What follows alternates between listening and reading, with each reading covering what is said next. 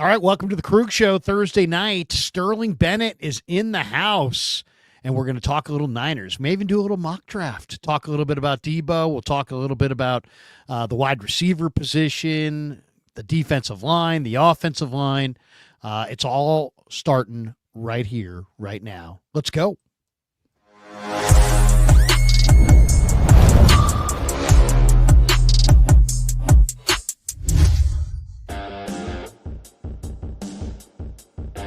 All right, welcome to the Krug Show Thursday night, brought to you by Pig and a Pickle, the best barbecue in all of Northern California. Check them out. They're in Emeryville. They're in Corte Madera. They're open 7 days a week from 11 a.m. till 8 p.m. or until they run out. They do run out. Go say hi to Damon and Mary. Get some brisket. Get some brisket chili. Tell them the Krug sent you. We're also brought to you by Sharp Corner Sports Cards and Collectibles. They're at 205 Cypress Avenue in Pacific Grove, California, along the Monterey Peninsula. My friend Anthony Catania is at 831-521-5264. And tonight's live stream is brought to you by Better, the official daily fantasy sponsor of the Krug Show. Use Better to make daily fantasy lineups and win real money. I did it a bunch this year. Download the app below. Make sure you use the promo code Niners to get your first deposit matched up to $200. And thanks to Better for being a proud sponsor of the Krug Show. Sterling Bennett in the house. Sterling, good to see you, man. How's life? It's been good. I tell you this, Larry, I have been waiting to get the call back so I can hear you read that Pig in a Pickle read for a long, long time. So it's good to be back on the show. Dude, it's great to see you. Sterling and I worked together at 95.7 The Game, and now Sterling is relocated down to Southern California, but he's still doing a lot of incredible stuff covering the 49ers. And tell people if they want to keep up with you or if they want to, start reading some of the stuff you're putting out there and follow you on your YouTube channel. Tell them where to find you, how to find you. We'll start right there. Yeah, so the social media is 49ers Access. You can see it's on X on the screen right there in front of you. The YouTube channel, same thing, 49ers Access as well as the podcast. For my reading people out there, heavy.com, cover the Niners. And unfortunately, I also cover the Green Bay Packers, but plenty of news coming out, both those teams this offseason. So really, really, really pumped to cover both those guys. Well, and you have a brand new member here. We have Ver9er, who's a new member to your channel. Ver9er, Sterling thanks you, and everybody who wants to jump in via the text, we got a bunch of texts. You can jump in here. Half Dead says, Larry, have you lost weight? Huh? Oh, I'd love to hear that.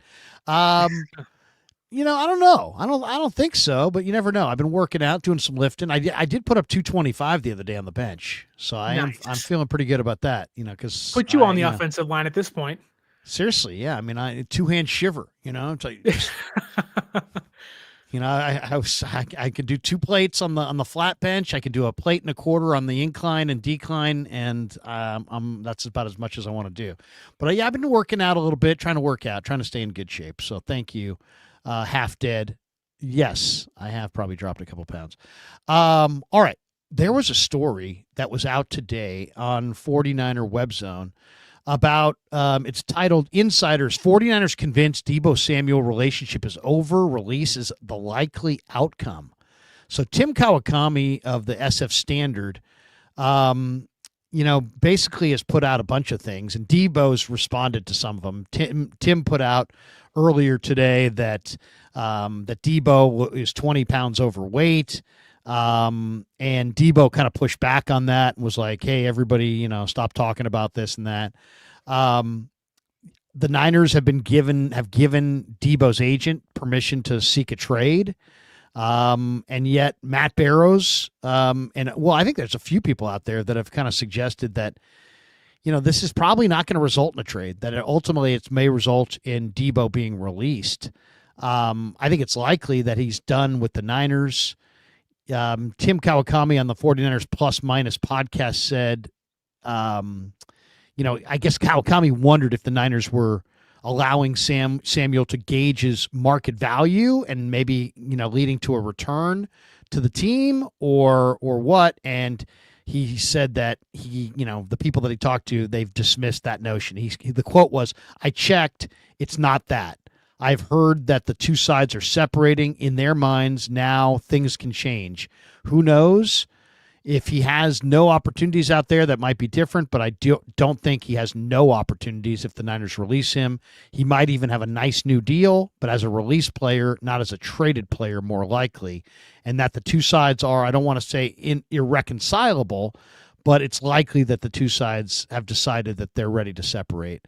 So he counts $15.8 million against the Niners cap. And his numbers have gone down. I mean, his numbers have declined. He had 14 touchdowns in 2021. He had 800 yards this year and 4 total touchdowns. Just 3 years after having almost 1,800 scrimmage yards, he had almost 1,000 less yards. Kawakami said he had a bad year. He's not in shape. I said it on last week's podcast, 20 pounds. I keep hearing it, 20 pounds overweight. Anyway, Deebo didn't like that. He kind of shot back at Kawakami. I don't think it really means anything. Matt Barrows of The Athletic believes the 49ers will ultimately release Deebo. Trading him is complicated. Doing so before June 1st would result in a dead cap hit twice as large as simply keeping him. However, the 49ers could reduce the salary cap impact by designating him a post-June release. The only reason I'm not sure about where this is going is that John Lynch did say to us at the end of the year, we're not in the business of giving away good football players, when he was asked specifically about Deebo. And if they want to trade him, they can take a bigger cap hit and trade him and get some draft pick compensation. I don't think it's going to be a significant compensation. I would say I'm on record as saying I think at best it's a 5th round pick. What's the end game here? How's this going to come to a conclusion? When is it going to come to a conclusion? He's got that big bonus coming to him in March, so I got to imagine whatever's going to happen is going to happen before that bonus gets paid. What's your feeling on Deebo, how it stands, and how it's going to end?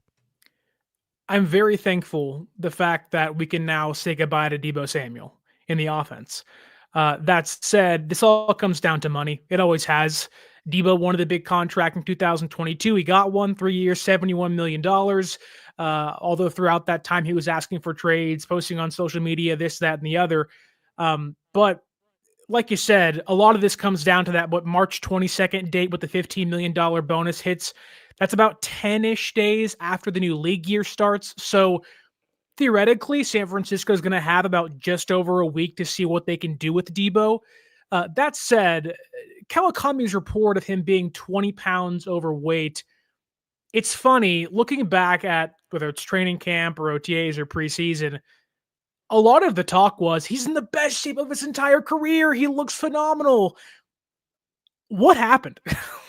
Did he gain 20 pounds during the year? Is this a 20 pounds he's gained since the year ended, which has kind of turned San Francisco off?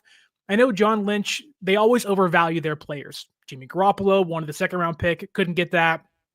Debo Samuel, the best you're probably going to get is maybe a late 4th rounder if you're lucky. I just don't know if Jed York is willing to spend $15 extra million he doesn't have to keep Debo Samuel on the team 10 more days after the new league year begins. I'm hoping they can find an agreement with the trade somewhere. But if Jed York says enough's enough, that's what it all comes down to. $15 million can be the end-all be-all when it comes to separating Debo Samuel from the San Francisco 49ers. But I'm honestly happy. I think it helps the offense. I think it helps a lot of things with Kyle Shanahan to get Deebo off this team in 2025.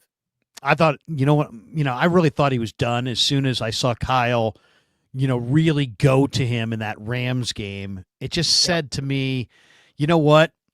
Kyle knows they're parting ways, and he wants to make sure that on the way out the door that he gives Deebo a full opportunity to save himself, or, he talked a big game. I am not losing it. I'm not getting the ball. That was his talk going into that game. I'm not losing it. People think I'm losing it. I'm not losing it. I'm just not getting the football. And then he dropped the key ball that could have been a touchdown. He played terrible in the game. Yeah. At that point, I thought, okay, Kyle's his buddy. Kyle wants to have a friendship with him after football. And Kyle knows, hey, you know what? Let's feed him. He's been big in some big games. He was big in Philly 2 years ago in that game down the stretch.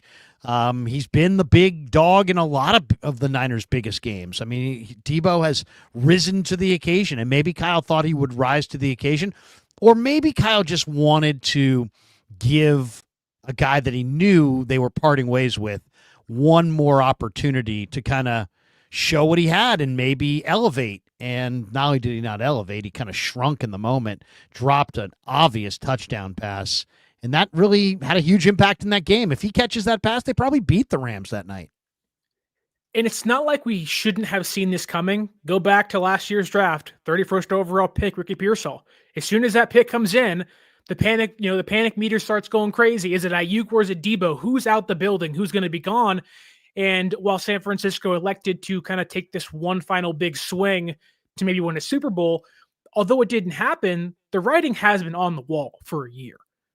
Once they re-signed Ayuk and drafted Pearsall, it was, okay, Deebo, you're the guy, you're the odd man out, you're the guy out the door. It was just a matter of when was it going to be a trade or release? Who will take that first big step into getting him off the team? But honestly, like Deebo, go to that Rams game, drops the big touchdown. At that moment in itself, forget asking for a trade, forget the financial situation. At that moment, it was so obvious he's no longer the same player he once was, and that's okay. But at that point, he's going to be 29 this year. He's been beaten and broken and giving you everything he's got. And he's been a really good Niner. However, it's time to move on. You now hopefully have two guys that can beat man coverage once Ayuk comes back. You have Jawan Jennings, who had a phenomenal year this year. You're probably going to want to re-sign him for a longer contract. You're going to want to extend George Kittle. Like Debo Samuel, in a way, is kind of being phased out of the offense, and it's a good thing it's happening. Where does he wind up? A lot of people have speculated Carolina, but you know what? Carolina is not a destination. I know he's from North Carolina, or he's from South Carolina, and the Panthers are close by. But I think that Deebo wants to be on a good team. I think he understands that he only gets payback if he's on a relevant team and plays big and maybe wins something. And I think ultimately he does care about winning. So I know Baltimore went after him last year. He was wearing an Eagles jersey this week. He was looking, celebrating with A.J. Brown. I bet you anything he either winds up in Baltimore or Philadelphia or Washington. One of those places that's, that where he can win, where he can maybe stick it to the Niners a little bit. I don't think it's not, to me, it's not about money. I think it's about, winning an opportunity and then I also kind of think that there could be some teams that look at Deebo and go, you know what, the 49ers offensive line is horrible. You put him here in Baltimore behind our killer line, he might be better. You put him in Philly behind their killer line, he might be better. I could see some teams thinking that, he's not necessarily done because his age doesn't say he's done. But if you do know NFL football, guys who run through you are done at 28. Guys who run through you are done at 29. That's where he is. I mean, go look at Earl Campbell. Outside of John Riggins, I can't think of a single guy whose game was they ran through people that did anything at the age of 29, and that's where he's at right now. So I kind of think he's done. I really do, but I also think he's going to wind up on a good team. I don't think he's going to be on a bad team.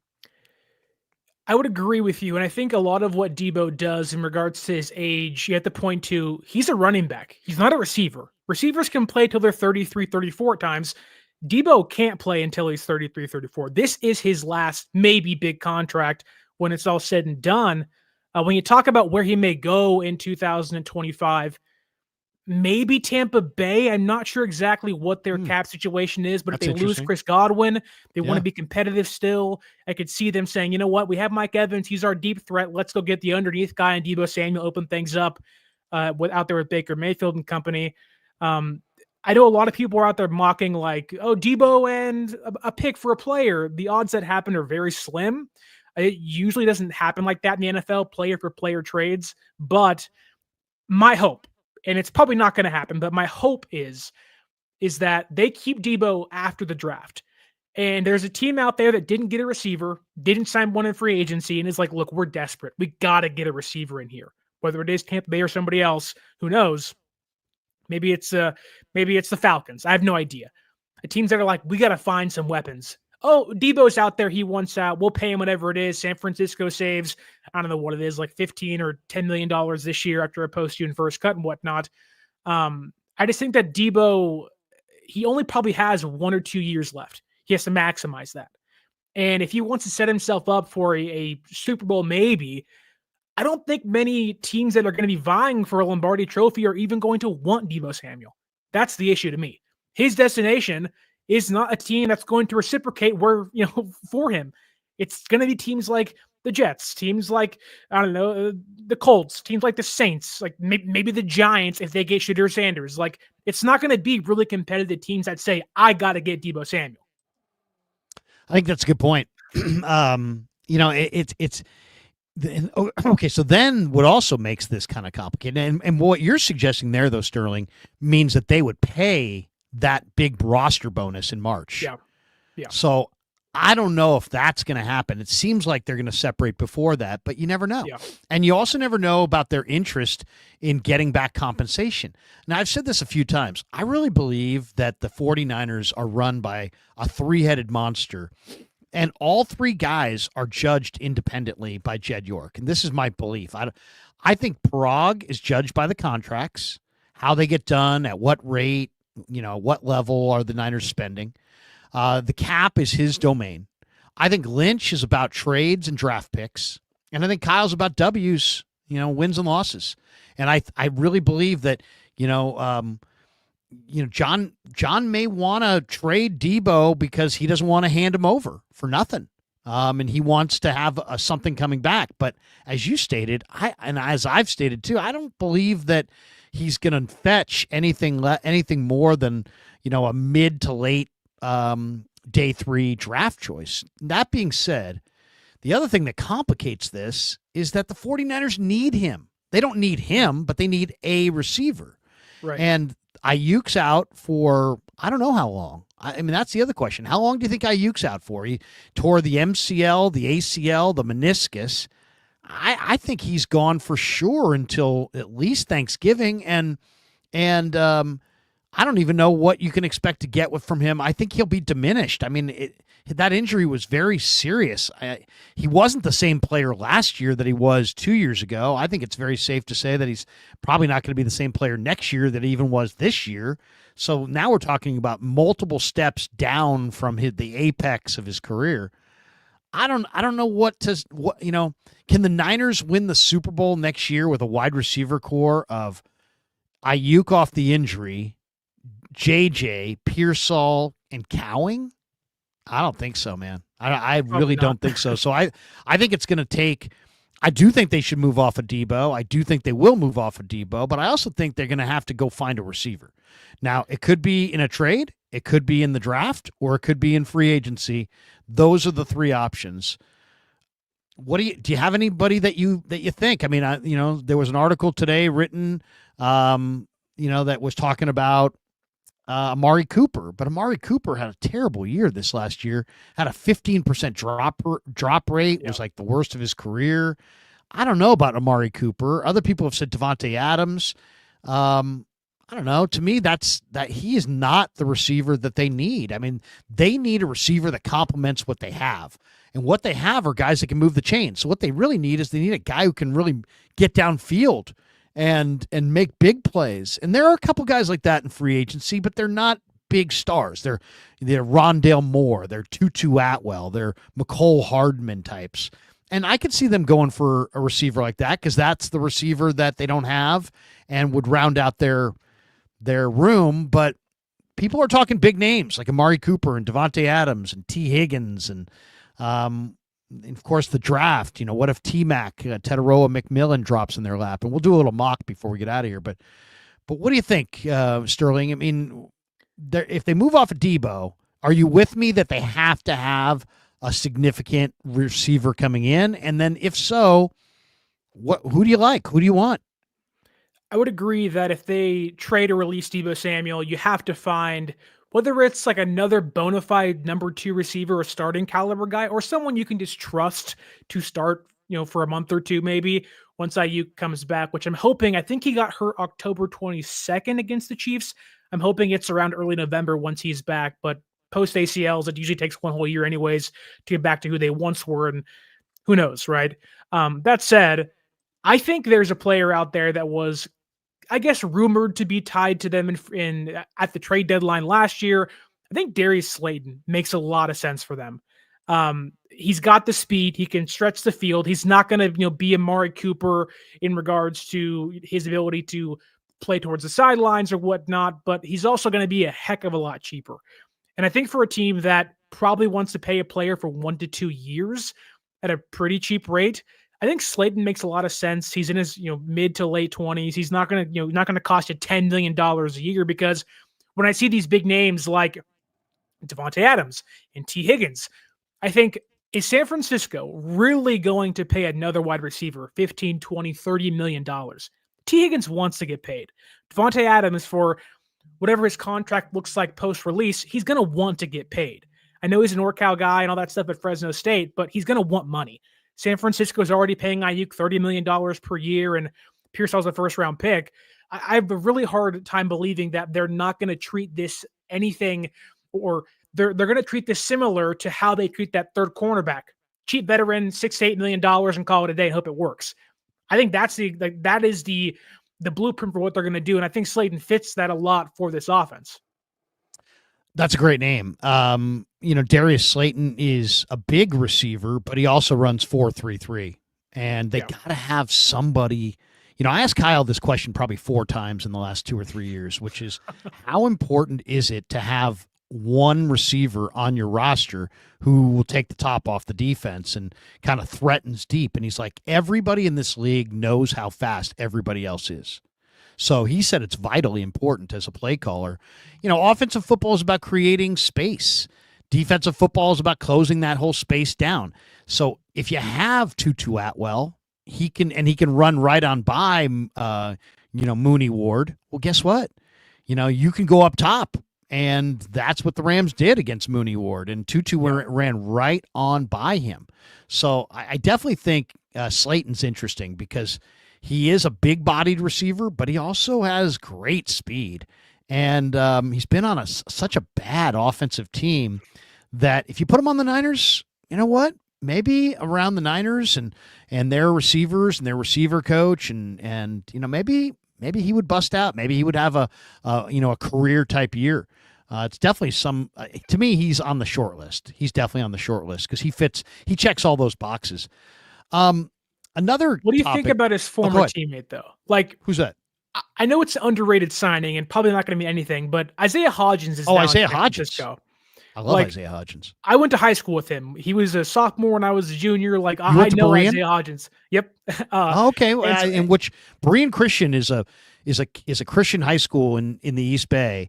It's not known for its sports in any way, shape, or form, but Isaiah Hodgins went there and then did he go to Cal first and then Oregon State? I don't know, but I know he was Oregon State for about 2 or 3 years, I believe. Yeah. Yeah. I love the addition of Hodgins. Why? Because he's a possession receiver, but he's 6'3", 6'4", with long arms and great hands. To me, if I'm going to have a relatively slow possession receiver, I don't want him to be the size of Ronnie Bell. So the fact that Ronnie Bell, they said goodbye to Ronnie Bell and they kind of gave his spot to Hodgins. I like Hodgins a whole lot better. I think Hodgins is going to make the Niners. I think he's going to be a red zone threat. You can throw the ball up to him. He can run all the routes. He's not slow. He's not a burner per se, but he's not slow, and he's got great height and great ball skills. So to me, Isaiah Hodgins is nice. I think that's a good ad. Yeah, I think that for Hodgins, he's kind of, the Giants toy with him a lot. He was a starter, then he wasn't, and the Giants are a mess. But to me, like, him and Russell Gage are like floor raisers. And I think that in a room where Ayuk's going to be out for a handful of months, Deebo's probably gone, like, you have to have floor raisers on your offense and in the receiver room. So I think that Gage, Hodgins, veteran guys, even Tariq Owens, I don't think all those guys make the team, but they certainly give you depth, which at this point in time, you need a lot of depth knowing you don't have your top 2 guys probably next year for like 2-3 months, if at all.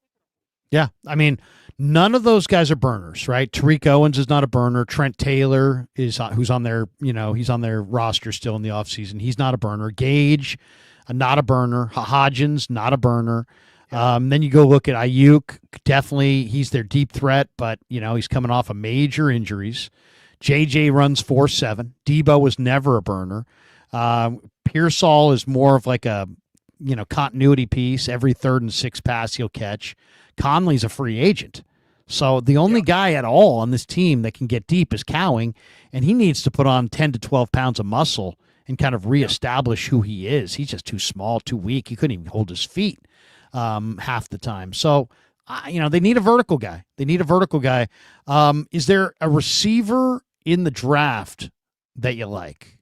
Because it's an interesting draft, isn't it? I mean, there's McMillan who could go top 10. There's Luther Burden from Missouri. And then it's like, I like Trey Harris from Ole Miss, but this is not.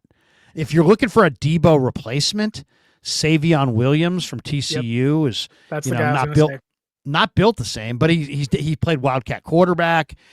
He's either going to be, we're going to find out about him in 3 weeks, right? If he goes to Indy and he runs a blistering 40, he's probably going to go in the third round. But if he goes to Indy and just runs a pedestrian 40, he could go in the fifth or sixth round.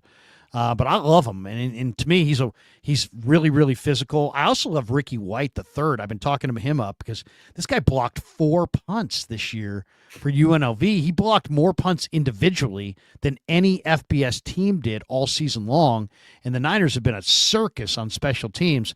If you could have a receiver who's like last on your depth chart that somehow could block 2 kicks over the course of the year, I mean, that right there would be, justify his place on the roster. So remember that name, probably 4th round, 5th round, Ricky White, the third from Vegas.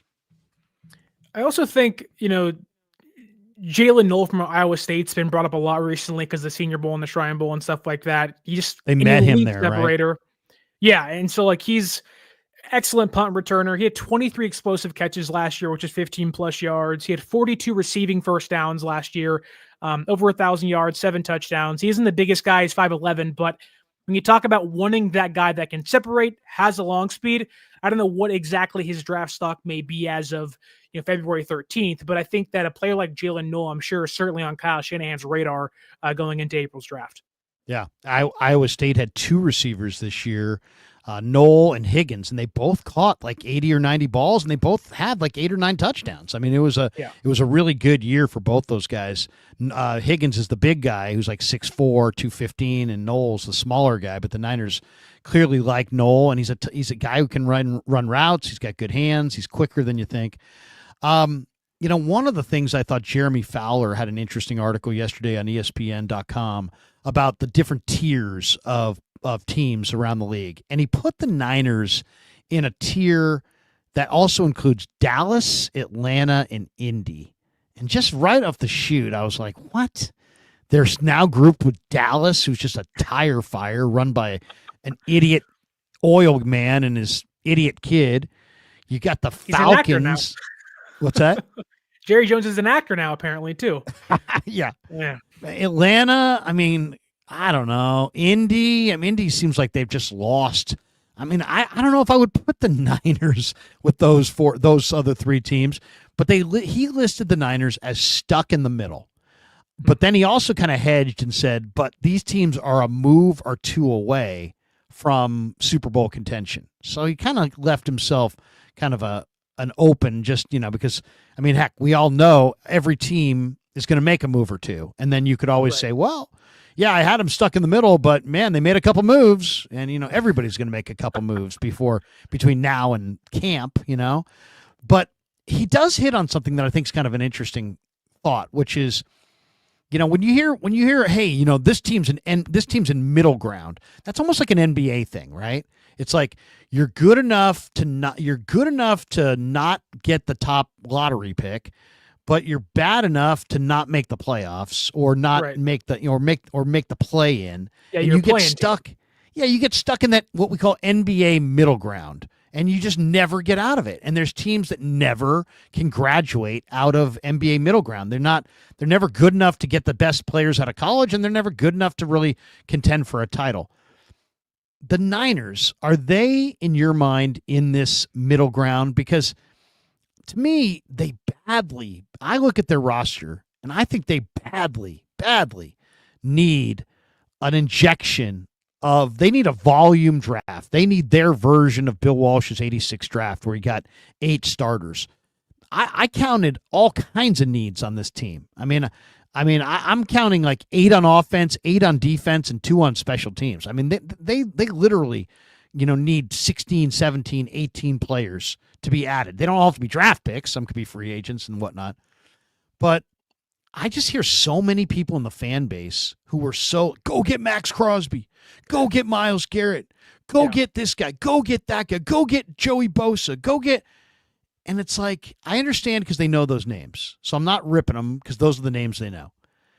But I don't know that that's what the Niners need right now. I don't know that the Niners are one move away from the Eagles. I don't think so. I kind of tend to think that they aren't one player away. And so when people are going Myles Garrett, I'm like everybody else. I'm thinking of Bosa on one side and Garrett on the other, and wow, good luck blocking that.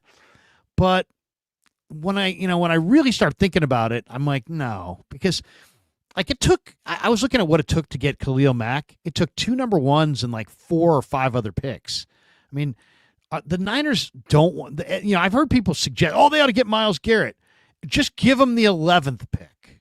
Like, wait a second. Now they're just going to take 1 pick for Myles Garrett. From what I'm hearing, the Raiders want a bounty of picks if they're going to move Crosby, and the Browns don't even want to move Garrett and would only move Garrett if they just get overwhelmed, and they're not going to get overwhelmed by a 1-pick offer. So I don't know. Personally, I don't think that's, even though I love Myles Garrett, I love Max Crosby, and I'd love to see him opposite Bosa, I don't think the Niners are one guy away, and that's not how I'd play my hand. I see a great defensive line draft, and I'd rather invest 4 or 5 picks in the defensive line in different rounds than trade 4 or 5 picks for Myles Garrett. Where are you on this? The example I would use is that if there is this San Francisco 49ers iceberg, it's really big above the water. And it's massive. It's Christian McCaffrey, it's Brock Purdy, it's Brandon Ayuk, it's Pearsall, it's Bosa, it's Warner, it's all these stars that we know, guys that are established that you think, wow, there's 5 or 6, really good players that can carry you to a playoff win, if not more. But as soon as you get under the water, it's really thin. And you're like, wait a minute, like there is no cornerstones, there's no fortification, like there is, not to say no substance, there just really isn't much left under the hood, if you will. And I think for San Francisco, last year's draft was you had to have it. Mustafa, Garendo, Pearsall. You hope Bethune can come along, and you like Pooney obviously as well. But you got to have about 4 or 5, I think, not starters, but like legitimate players in this year's draft. They had like 9 or 10 picks this year, I believe. So like they really, trading 11 for Myles Garrett's not going to get it done. They have to improve this team's floor, build back the trenches, literally and figuratively, because this team, although at the top is built for a deep playoff run, once you really take a magnifying glass to the roster, you're kind of like, I'm not too sure if this team can hang with, say, Philadelphia or Kansas City. We saw this year. Kansas City walked into San Francisco and boat raced them, and it was like they are far away. Now, there's context as to why. Purdy threw about 3 or 4 picks in that game. However, this team, I think, is near playoff contention. They have the stars to get to the playoffs. But you want to talk about winning a Lombardi trophy, you got to have about 4 or 5 of these picks hit this year and be instant impact players for you in 2025. Yeah, no, there's no question. There's no question about it. It really is. It's going to be a very interesting offseason, I think. I think it's going to be a very, very interesting offseason for a lot of reasons. I want to play this one cut about Brock Purdy. This, to me, was really interesting about Brock Purdy. And there's been a couple different stories out on Purdy in the last week or so. But this, I don't know if you caught this, but this was Albert Breer on with Rich Eisen, and I thought this was a really good soundbite. Listen to Breer, and I think Breer is all over it. I think Breer's pretty dialed in. Here's Breer with Rich Eisen discussing the Purdy contract. The number that Brock Purdy's annual salary begins with next year is a 4 or a 5. Is that what you're gonna ask me? Oh, it could be a 6. Could be a 6. I'd say a 5. Okay. I think they're gonna find a middle ground. I I think he's going to wind up not being the highest paid. But I think, one thing you can do for a quarterback is you can exchange you can exchange the raw dollars for maybe an extra year of guarantees where you can give him the comfort level that you are going to be our quarterback. And I think maybe the model's the Jared Goff deal, like where like if you're the Niners, you can look at him with a straight face and you can say, we think he can bring to our team what Jared Goff brings to the Lions. And look, I know this. This thing could be simple. It could wind up becoming really complicated. We'll see. The Niners want Brock Purdy to be their quarterback. Kyle Shanahan loves Brock Purdy. And the idea of building around Brock Purdy is something that really appeals to them. And they don't want to sink to the bottom of the league and have to rebuild around somebody else. And they've already done the Trey Lance thing. And so I think they're going to find a way to get it done. And the team's going to look different around him next year. And they're going to have to deal with some different challenges having a quarterback at the top of the market on their books. But they did deal with that once with Jimmy Garoppolo. And they've got tough decisions to make on guys like Debo Samuel, who I think is gone, and they'll have some, they'll have some free agents that they're going to have that they really like that they'll have to probably let go of, Charvarius Ward, and they're going to have to cut some veteran players like maybe a Javon Hargrave. I do think that Brock Purdy is going to be part of the equation, though. Okay, so there's Breer, and Sterling. It's interesting. When you listen to that soundbite the first time, you're like, oh, he just sounds kind of easy breezy, and he's kind of discussing it all. When you go back and listen to it again, he's got a lot of real specifics in this thing, which makes you think that somebody spilled their guts to him. Like he either talked to Kyle Strongen or maybe he talked to the Niners, because he had a lot of very specific stuff. For example, he says that the AAV is going to be in the $50 million range, but it won't be in the $60 million range, which definitely plays along with Diana Rossini's Super Bowl week report of it's going to sit between 55 and 60 million. There's also a report, I believe, from Barrows or Kawakami tonight saying that it won't be $60 million. So in other words, what Breer said there, the Niner beat writers and media are now saying here, which is that they're going to get a deal done, but it's not going to set new records. It's not going to be he's not going to be the highest paid quarterback in the league. And that's what Breer basically said there. And that's what Barrows and Kawakami are saying. He also said, I think they'll find middle ground. I think he won't be the highest paid quarterback. And then he says, you know what? He actually names Jared Goff. And he's like, I think it's going to be kind of like a Jared Goff deal. And it's like, you don't just say that. You don't just think of one guy. I think it's going to be a Jared Goff deal. Well, wait a second. Why? Somebody said to him it's going to be a Jared Goff deal. So I looked up Jared Goff's deal, and he says, Niners want Purdy to be their quarterback, and Shanahan loves Purdy. I do find it interesting, too, that Shanahan, without anybody prodding him, said Brock Purdy, Shanahan wants Brock Purdy to be the only quarterback that he has here the rest of his time here. Yeah. And I almost get the feeling that maybe Jed said to, Kyle and John, hey, look, you got 2 or 3 years and that's it. And we got to show some progress here towards a Super Bowl, or that's going to be it. We're going to probably go in a different direction. I don't know that that's the case, but I could picture that, even though he's publicly been totally, in total support of the regime. Andy Reid doesn't, Andy Reid got 13 years and then they fired him. If Kyle got 3 more years, it would be year 9, 10, and 11. So he's kind of getting in that, it's time to S or get off the pot kind of a situation. But then he also says, I think Deebo's gone, very specific. He said they may need to cut some vets, and he named Hargrave, and that one's already kind of been known because the Niners kind of already announced that they're going to cut him post June 1st. But I wanted to look at the Goff deal, and the Goff deal signed in May of 2024 was 4 years, $212 million. And if you adjust for inflation, Purdy's AAV for and the cap's going up, by the way, from $255.4 million this year to $272.5 million next year.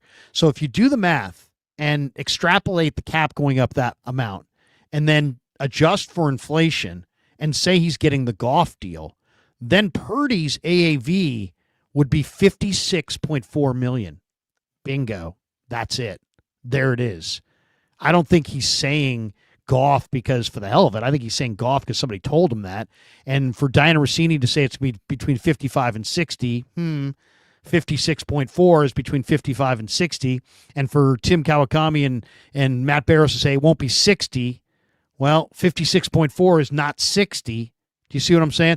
And then I'm just looking at the other numbers on the Goff deal. APY or the AAV is 53 million for him, so 56.4 for Purdy. Guaranteed at signing, Goff got 113.6 million. I could see Purdy getting very close to that. Very, very close to that. Total guarantees on the Goff deal is 170 million. I think the total guarantees on the Purdy deal is going to be about 175. I've been talking about that for a few weeks. The contract value of 212 was 13th. It was not the top of the league. Purdy's would not be the top of the league either. And the percentage of the cap at signing for Goff was 20.7, which was 13th in the NFL. I think the Niners want to keep that under 22% because that's kind of the number that shows that you can't really win with a quarterback that makes more. So what do you think? I mean, isn't it Breer either is a genius or he's got great sources? Which one do you think it is? Well, first, that was incredible math there. Like, you had me captivated the entire time you were talking about the contract. But I think Breer's spot on. I think when you talk about and you hear about the numbers being thrown out there, $55 million, I believe, if I'm correct, Brock's 56, whatever you said, $1 million. 56.4, yeah. Per year, that would make him, I believe, the second highest paid quarterback above Burrow, above Lawrence, above the guys, above Tua. Like, it's a contract that, the per year average, the APY usually gets tossed out there like it actually matters, although it doesn't. Like, that gets Purdy's name, number 2, right behind Dak Prescott. It gets his name where he wants it to be. But I think it makes the most sense. I've never been someone that believes that, Purdy was going to outbid Dak Prescott's contract. I know Over the Cap had him projected at $60.1 million, which whatever, like we're doing the 0.1 game, I guess. Like Brock's not going to get 60 than one penny to make it a point, but I think it makes San Francisco comfortable. But to your point about Kyle, when he said that about, Brock's the only quarterback I want to be here with me. And I was like, okay, if it doesn't work out, like you are tying yourself to this quarterback, which that's what happens when you get 3 chances to get a starting quarterback as your franchise guy for a long time. But man, like I think 56 makes the most sense. It gives Brock what he wants. It keeps San Francisco in a comfortable range. The great thing about that is that, once eventually it'll be a while from now, but once Jaden Daniels gets paid, once other quarterbacks get paid, Caleb Williams gets paid, Drake May gets paid, Brock will be the 10th highest paid quarterback again, and no one will care. And it's like, all right, like the same thing happened with Jimmy, albeit Jimmy was more limited than Brock was. It was always the highest paid quarterback, and in 2 weeks' time, he was 13th. And you're like, oh, it's not that bad anymore. Seriously. Well, I mean, and that's the way all these deals work, right? At first, you're like, but here's the weird thing about it. Why is it that every quarterback has to be the record-setting quarterback? I mean, was Jimmy Garoppolo the best quarterback in football? Hell no. Is Brock Purdy the best quarterback in football? Hell no. So why should these guys ever, even if other guys' contracts will pass them up eventually, why should the Niners ever pay Brock Purdy, top of the – he's not the best quarterback in football. To me, it's nonsense that he should be making the most. But I also will push back on the people who are like, give him $30 million and tell him to take a hike. Franchise him and make him earn it. Make him earn it? Who's done more? The guy took you to a Super Bowl and an NFC Championship game in his first 2 years. You took away 38 touchdowns from his top 3 guys from last year to this year, and he still was pretty damn good for a lot of the year. Now, he did continue to drive the ball down the field without any deep threat, and he ran into some second half interceptions, and he's got to eradicate that. But outside of that, I look at that as just a guy trying to make a play, and I don't necessarily hold it against him. I would like to see him be a little bit more careful with the football, because I don't know if you noticed, but Philly was 13-1 in the playoffs turnover ratio. They took away the ball 13 times. They gave it away once. If you want to win games, You have to win the turnover battle. I believe almost every single team that played in the playoffs, the team that won the turnover battle almost without fail won the game. So makes sense. Turnovers are vitally important. You know what I mean? We can talk about all these other things, but Brock's got to take better care of the football. I mean, you know, I believe in Brock. I'm a believer. You know that. Everybody knows that.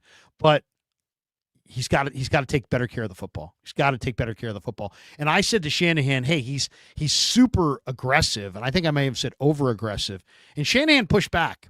He's like, I don't think so. I don't think he's over aggressive. And this was on the heels of the pass to JJ against the Rams, where he had three guys. The all 22 showed three guys underneath, and the Rams saying, we're taking away the deep ball, and Brock saying, screw it, I'm going down the field with a rusher in his face, and he never saw the coverage. That's too aggressive. It was first down. You cannot make that mistake on first down. That's a last play of the game. The clock's, going to hit 0, or it's fourth down. Then you take your all or nothing chance. You don't take an all or nothing chance with your season on the line and three guys open underneath and the defenders saying we're not giving away the deep ball, and you're like, I'm going there. No. That's over aggressive. And Shanahan can defend him all he wants. The film sides with me and would say he was over aggressive there. So. Which the good thing about Brock is that when he had all of his guys out there, he had Ayuk, he had Deebo, he had Kittle, he had Christian McCaffrey, he was far more comfortable and far more careful with the football. He wasn't throwing 12, 13 picks. It was like 6. I think that, once you get your guys out there, the guys that are there through OTAs and training camp, the guys you trust to be open, you can even go back to 2022, I believe, or maybe it was 2023 in Minnesota. Brock throws the football late in the game that gets picked off. He's screaming at McLeod, you got to get here, because you don't trust the guys out there that wasn't Ayuk and wasn't JJ and wasn't Deebo. So you like to believe that once he has his guys back, the guys that are there the entire time, the entire offseason program that he trusts, those interceptions will go down. The need, the necessity to be aggressive downfield when it doesn't really matter that much, or you shouldn't be, will go down. That the interceptions will also decrease, and you'll win more football games because of that. However, on the defensive side, because both things, you got to even itself out. The defense also has to get takeaways too. It didn't get any last year, it felt like, under Nick Sorensen. So I know Brock gets some hate for that and whatnot, and he's not taking a Baker Mayfield style contract. He's earned much, much more than Baker ever has. That said, you want to lower your turnovers, but also increase your takeaways. It starts with Brock, but also that defense has to get itself together in 2025 under Robert Saleh. I haven't even asked you, but what do you think of the new coordinators? The Niners have, like Philly last year, right? Philly had a bad year, got bounced by Tampa. Vic Fangio rolls in, Kellen Moore rolls in. They have 2 new coordinators. Niners actually have 3 new coordinators. You got a new special teams coordinator who came from the Jets with Saleh. You got Saleh stepping in for Sorensen, and you've got a new offensive coordinator as well in is it Clay Kubiak or Clint? I believe so. Yeah. Or Clay. One's in Seattle. One's with the Niners, but I think Clay might be with the Niners. But what's your thought on the new coordinators? Do you? I don't really have that much knowledge of the special teams coordinator, but when you're as bad as the Niners have been on special teams, all coordinators look pretty good by comparison. I think it's really hard not to be excited about Robert Saleh coming back. I mean, how could you not be? I know there are better names out there. I myself wanted Dennis Allen. And so I get that. But Saleh knows this team. He knows this defense, albeit the personnel's different on the defensive side of the football. He just makes Kyle feel comfortable. He'll be able to push back during meetings and kind of get the best out of Kyle and vice versa. I think this team didn't have that with Steve Wilks. Kyle undoubtedly ran over Nick Sorensen last year as well. So I think that getting Saleh back in the building, back in meetings, will ultimately make Kyle better. It also allows Kyle to be hands-off with the defense. And I think the same thing goes for special teams.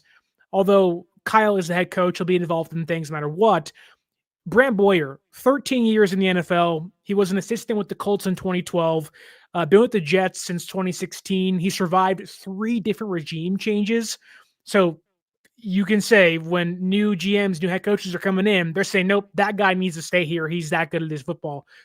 So I like Brant Boyer a lot. I think he brings a lot of Robert Saleh tendencies to special teams, which is exactly what you want. A lot of those things go hand in hand. So a lot of similar players, same players. With the Jets as their special teams coordinator, ranked inside the top 10 twice. If you want to go to DVOA, they have never ranked below 5th since 2019.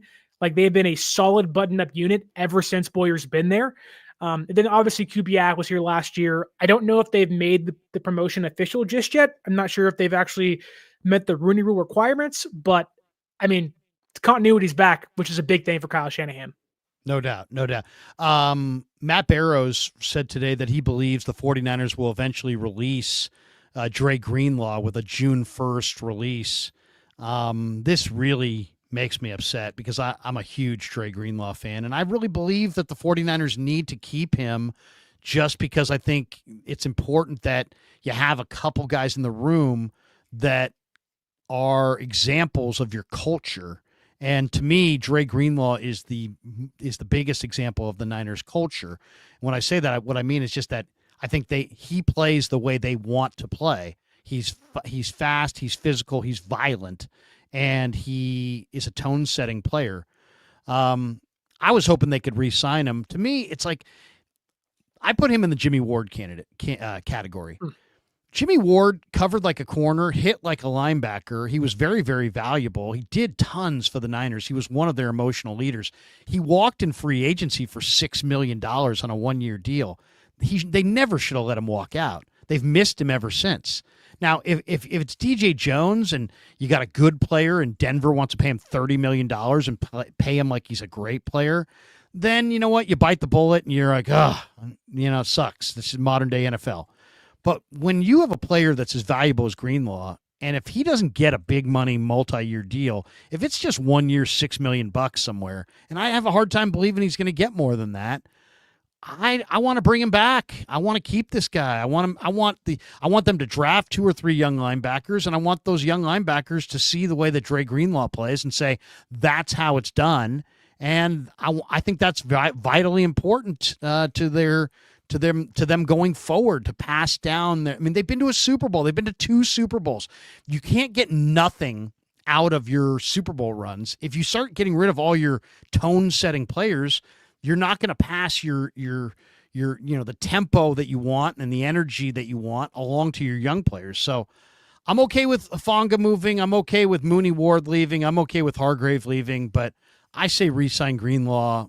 Nothing crazy, but if it's a 1-year deal, bring this guy back. Where are you on the Niner free agents? Do they all have to go, or do you want to see Dre come back? Yeah, I think, Greenlaw's an impending free agent. So I think, March 12th, I think, is the new league year. So he'll hit the open market, I believe, on that day. But Hufanga can go. I think the market prices himself out. I think teams like the Chargers, the Rams, the Colts, all those safety needy teams make sense. I could see him going back to SoCal, where he went to USC for his collegiate years. That also makes sense to me. Hargrave can go. Mooney Ward can go. He seems pretty adamant he's never going to play in California again, barring as a visitor, which makes sense knowing what he went through this year. That said, I do wonder if Debo Samuel is gone, if Hufanga is gone, and more importantly, if Dre Greenlaw is gone. That's 3 tone-setting players, albeit Deebo and Greenlaw are much more than Hufanga. I do wonder, the heart and soul of your team is kind of gone. And you have to have guys step up for sure, but I don't know if San Francisco has those guys to replace them in the immediate. So I do wonder that if you lose Dre Greenlaw and Debo Samuel in the exact same offseason, they're going to miss a lot of their punch. They're going to miss a lot of their dog on offense and defense, and they'll win plenty of games next year, and they'll bounce back to a certain degree. But I think for Dre, a 1-year, $6 million deal, 1 year, $8 million deal, load that thing up with incentives. If he plays great, he earns it. Awesome. But I have a hard time believing a team like Washington or Atlanta is going to give Dre Greenlaw a $14 million per year contract and say, be the guy, wear the green dot and move on. I wonder, it's going to be interesting because, there's so many people that have seen Dre Greenlaw and know what he's about. And I wonder if somebody's just going to say, you know what, this guy's an animal. We need to get him. Or if they're going to say, this guy's hurt and broken down and we need to steer clear of him. But it's going to be interesting. And it sounds like he's on his way out. I hope it's not the case because he really does mean a lot. I do wonder, though. Oh, go ahead. That, and I hate saying this and putting it out there, the Chiefs, to me, make a lot of sense for Dre Greenlaw. They have under $1 million in cap space. And I know it's terrible, and I hate it too. But Nick Bolton's a free agent. There's rumors they want to trade Drew Tranquill this offseason because he has a $5.5 million that they can utilize post June 1st. I do wonder that if a team wants to pay Dre Greenlaw that can utilize the incentive-based stuff and get him more money than he may get in San Francisco and be the guy, the Chiefs to me is like this underdog, dark horse, like please don't go there kind of team, but I would not be shocked to see Dre Greenlaw go to Kansas City. God, that's the last thing I want to see. Or even Tennessee. Actually, the last thing I want to see is him in Philly. I don't want to see him in Philly. And I have a feeling that Philly could come calling just because he's such a good player. They seem like, like almost like they'd be willing to play him part-time just to have him, Al Sacco, the host of the No Huddle podcast, I had him on recently, and he also is a contributor. He's a contributor over at 49er Web Zone. He's got a really good article up today, and I didn't realize this. I think like, I'm aware of every Niner thing, but I really was not aware of this one. Since 2020, the 49ers have only drafted 4 defensive linemen. That's amazing. They've drafted 4 defensive linemen in the last 5 drafts combined. And those 4 guys are Javon Kinlaw, Drake Jackson, Kalia Davis, and Robert Beal Jr. Robert Beal, yeah. And those 4 guys have combined for 13 sacks in 10 combined seasons with the Niners. That's not very many. And then I'm looking at this list, and if you read the article, he's like, and the Kinlaw miss led to them going after Hargrave, and then they paid Hargrave $40 million, and he gave him 22 games and 9 sacks. And then he's like, and then the Drake Jackson second-round miss led to them going after Chase Young, and he got 3.5 sacks in 12 games, dogged it in the championship game, and then he walks away in free agency. And then Al made the point that the Niners this last year just said, we're going to do it all in the free agency. And they went for Floyd and Collins and Elliott and Gross Matos. And the result was a disaster. The Niners defense was horrible. They gave up 436 points, the most points they've allowed on defense since 2016. And then he made the comparison that look at the Eagles by comparison. They drafted 6 defensive linemen since 2021. Jalen Carter, Jordan Davis, Jalix Hunt, Moro Ajomo, Nolan Smith, and Milton Williams. All 6 played key roles in their 18-point victory on Super Bowl Sunday over the Chiefs in Super Bowl 59. So I think he makes the point that it is time, it is beyond time for the 49ers to start investing draft choices in their defensive line. Their defensive line was the best in football a couple years ago. They had 2 whole lines. They had guys off the bench that could start for other teams. Now it's like they need to replace 3/4 of their starting line, and none of the guys on the bench are any good at all. The only guys in that room I think are good are Nick Bosa and Evan Anderson. Everybody else can tuck tail and beat it as far as I'm concerned. I mean, I don't like any of those guys. I don't think any of these guys can play. They badly need to invest in the defensive line, but they also badly need to invest in the offensive line, and they badly need to invest in the linebacking core, and they badly need a free safety. And you know what I'm saying? They've got a lot of needs here. Is D-line the primary spot for you, or is O-line in front of D-line? Where do you rank these needs, or how do you view this? Well, Shanahan got overzealous the last couple of years and was just buying weapons and paying offensive weapons and kind of got blinded by, oh my goodness, I have all these shiny toys, but you don't have a door to put the like what's going on here? Like you don't have the trenches, you don't have the offensive line to even make the offense run. Aaron Banks, I think, was terrible last year. Brendel was terrible last year. McKivitz was McKivitz. It's how he always has been. He's average, which is fine, but when that's your 3rd best offensive lineman, you're in a disaster place for the San Francisco 49ers. That said, I think with Saleh returning, there was going to be a recalibration to defensive line. You look back, I believe it was 2021 when it was like Arden Key and Charles Omenihu and Bosa and Armstead and Samson Ebukam. And again, like you said, they had two legit defensive line groups. I think we'll see a return to that. I'm not sure how much money they'll spend on free agency. It feels like they want to get younger. Thankfully, this is the deepest defensive tackle class we've seen in like a decade.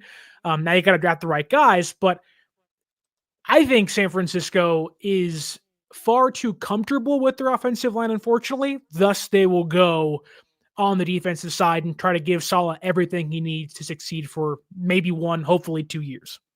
Do you want to bring Banks back, or do you want to let him walk? I would let Banks walk. I know he was good enough in 2022 and 23. I just don't think he was good this year. And there was times there's times Saubert and him are running into each other on plays against Kansas City. And you're like, oh my gosh, like they're not picking up stunts. I would not be shocked to watch Kyle Shanahan trot out Trent Williams and then Ben Barch and Brendel and Pooney and McKivitz and Burford's the backup left guard and Hennessy's the backup center with Drake Nugent. And you're like, okay, how does this thing look? I have a hard time buying into the fact that they're going to spend big or even draft highly an offensive lineman in this draft. Let's hit a couple of these starred chats. We got this one from Verniner. He says, new member. There you go. 49er Media. Nice, Isaiah Hodgins just went to Oregon State. Okay, I thought he started at Cal. Verniner says, Garrett Wilson trade and Drew Dahlman free agent is the perfect offseason. Man, Garrett Wilson would be the receiver that I would try to get. I mean, I don't know if Garrett Wilson's available, but that's the guy. I'd be calling the new general manager of the Jets and just being like, what do you want? What do you want? I don't want to trade you the 11th pick, but outside of the 11th pick, what do you want? Because Garrett Wilson is exactly what the Niners need. He's a 4.38 route running marvel who has the speed that would be a difference maker, for the Niners. I think he would complement the other guys really well. I like him a lot more than I like the idea of Amari Cooper or T. Higgins in free agency or really any of these guys in the draft.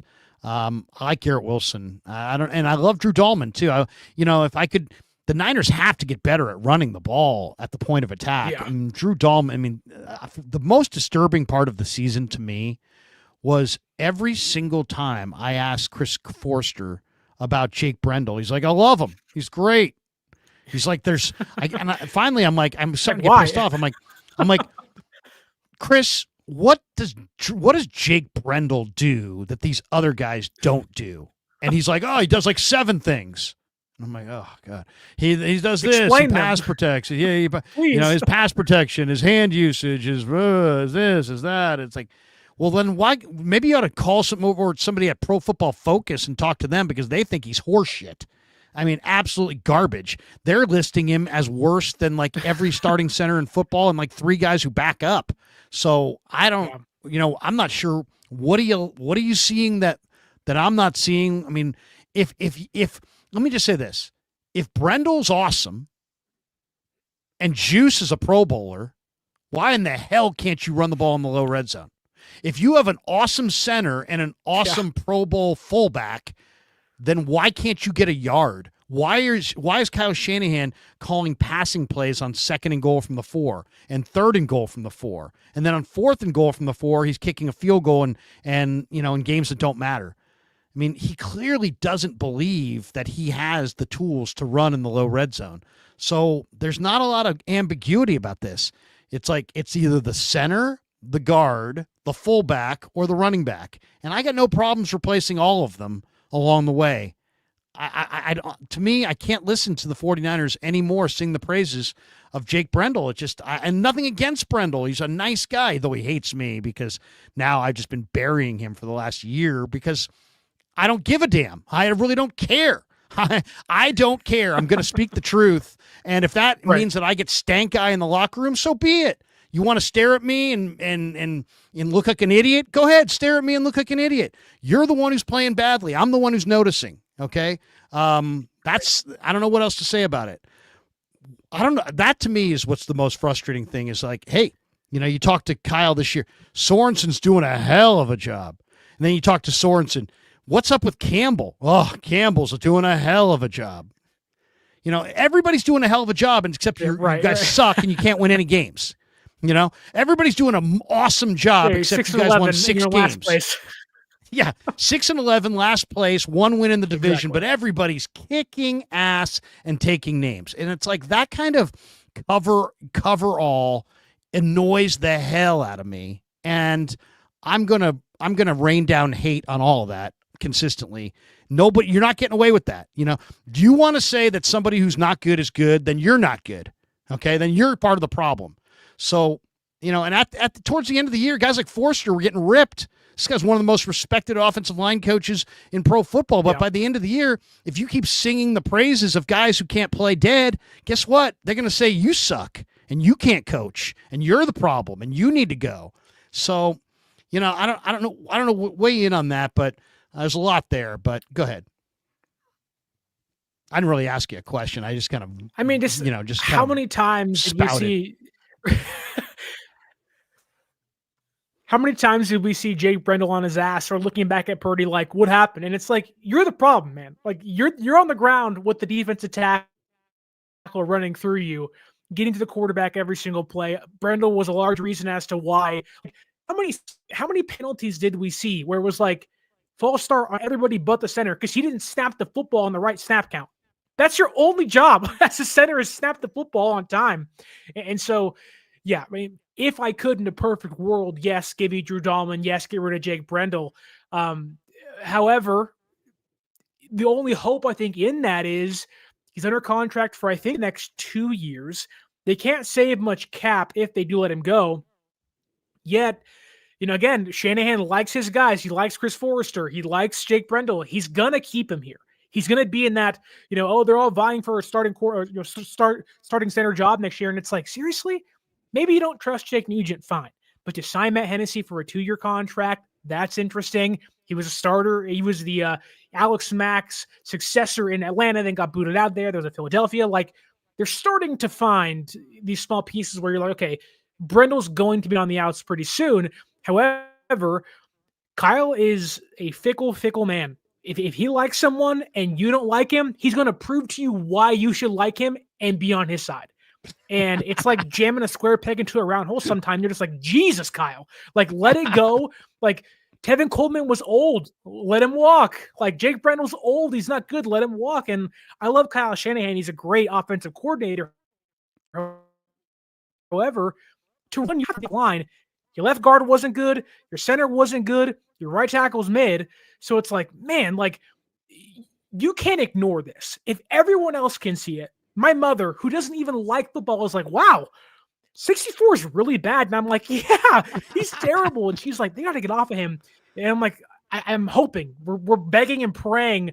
We're going to confessions saying, I'm sorry, Pastor. I cursed too much on the TV today because Jake Brendel's terrible. And so you're hoping that can change in 2025. Seriously. A couple in the chat here. I become deaf destroyer of words. Larry, do you sit or stand when you stream? It's a very personal question. It's very personal. No, I'm just joking. I sit. I'm 6'2". If I stand, I get too tired. I'd rather just sit. We got this one down here from Terradome. What's up, Terradome? Good to see you. He says, we should have been getting linemen instead of drafting kickers who can't kick.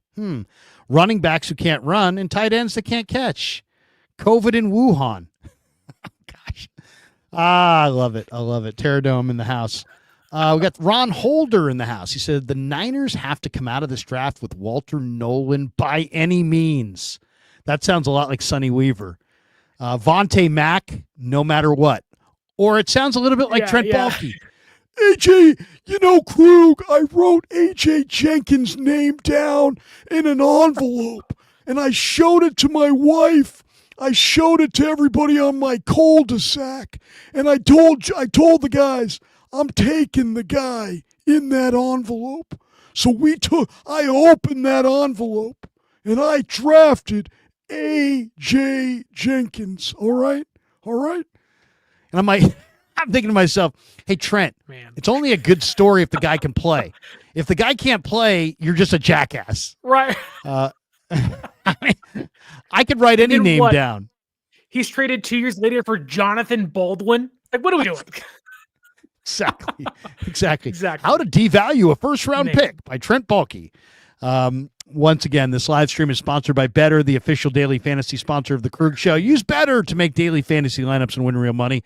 Download the app below. Make sure you use the promo code Niners to get your first deposit matched up to $200. All right. A couple more on here before we jump to a quick mock that we get out of here with.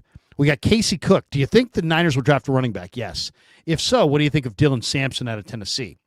Well, my buddy Doug Hendrickson reps him for the Wasserman Group, I believe. He's super productive. Like, if you go look at Dylan Sampson's career, he just lit it up. I mean, he had great production. That being said, I like him. I don't love him. I think there's other backs in this draft that I like more. We'll talk about it when we do the mock here. But I like him, but don't love him. But he is incredibly productive. And the Niners, I think, are interested. They also met with R.J. Harvey, another running back who's amazingly productive. Production's good. Production's good. In fact, I'm kind of a believer that never draft any player that wasn't a productive college player.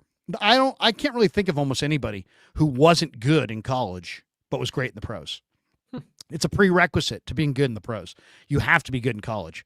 If you're just one of these guys that goes to Indy and look good working out and have a fast 40, those are the busts. Teams that adjust their board a ton between now and the draft are the teams that don't do it well. The hay's in the barn already. If you want to change your grade based on the All-Star game performance, I'm cool with that. But you can't change it based on the combine, and you can't change it based on an on-campus workout. And yet teams will, and teams do, and they make lots of mistakes. Half Dead says, Larry passed out on a beach in Pacifica with an empty bottle of beer, crab legs all over his shirt, and Copenhagen dripping out of his mouth. That's a nice picture. It's a nice picture. Do you have footage of this? Or is this just a claim? And then Kid Tricksta says to Sterling, wow, Dieter looks different. Dieter and I usually stream on Thursdays. Dieter has had a baby. I shouldn't say that. Dieter's wife has had a baby, and so Dieter is at home, and he'll join us in a few weeks, but not Yes, before. I am Dieter post baby. Yeah. Damn, Dieter, you're looking remarkably fresh. Okay. Let's are you ready? Are you ready? Are you ready for a mock draft? Now I'm not gonna hold you, we're just gonna play around with it. I'm gonna share the screen. And one thing I love about Sterling knows his stuff. Now Sterling also has, he'll know more about the draft come April than he knows right now. We'll all know more about the draft come April than we know right now. But Sterling is definitely, gets into the minutia as much as almost anybody, and can he absolutely can mock draft with the best of them. So that's why he's here. And we're gonna go with the mock draft, or the NFL mock draft database simulator. I don't know why. The PFF doesn't have enough players for me. The Pro Football Network one, I kind of know where all the players are, and so it kind of it's not. I got to go with something that's a little bit more of a surprise. So let's go here. I've marked down the Niners, so here's our picks. We have 11, 43, 75, 99, 112, 138, 139, 189, 228, 232, 255. So that's, what's that? 1, 2, 3, 4, 5, 6, 7, 8, 9, 10, 11, 11 picks. So this mock offers tons of trades, and if you want to make a trade, make a trade. I'm going to you want to go first, or you want to go second? I'll go first. You're probably going to know a heck of a lot more than I do when it comes to like those 7th and 6th round guys right now. But I can definitely give you a few tidbits on these top guys in the draft this year. Okay, here we go. We're going to hit start, and away we go. Okay, so let's move that off the board for a second. Let's just see how this thing went in front of us. Well, this is who's left. Will Johnson, Tataroa McMillan is still there. Ashton Gianti? I mean, what's the best pronunciation? Genty from Boise. He was going for 12 yards a pop until Penn State, and then he suddenly got slowed down. Tyler Warren, a lot of people think is Gronk. Jalen Walker, the Butkus Award winner. Is he a linebacker? Is he an edge rusher? Malachi Starks, great free safety. Simmons, big-time offensive lineman. Stewart, I'm an A&M fan, but this guy's got great talent. Tyler Booker's a big road grader. Membu, Mike Green, Cole. There's a lot of good players. A lot of good players. This is the first round. Okay, so go ahead, Dieter, or go ahead, Sterling. I'm on this page, so I'm not even looking at you. Go ahead, Sterling. You will start us off. Who would you like to, and by the way, you also have offers. So let's take a look at the offers just for the hell of it. You have 3 offers. You can trade your first for no picks this year and go with Phillies. the entire Eagles next year's draft class. You can have next year Eagle draft. Okay. Pulling a Ricky Williams, I guess. Man. Yeah, that's interesting. You can move back with Jacksonville. They'll give you their first next year and their fourth next year. And if you give them your first and you get 2/3 in return, that in real life, that would be intriguing because that first round pick could be the first pick in the whole freaking draft, especially if they trade Trevor Lawrence, like there's talk. And then the Colts are offering next year's 1, next year's 3, and next year's 5. I'd say reject the trades, but what do you think? Yeah. Okay, yeah, I wouldn't take any of those trades. Okay. They're kind of bizarro trades.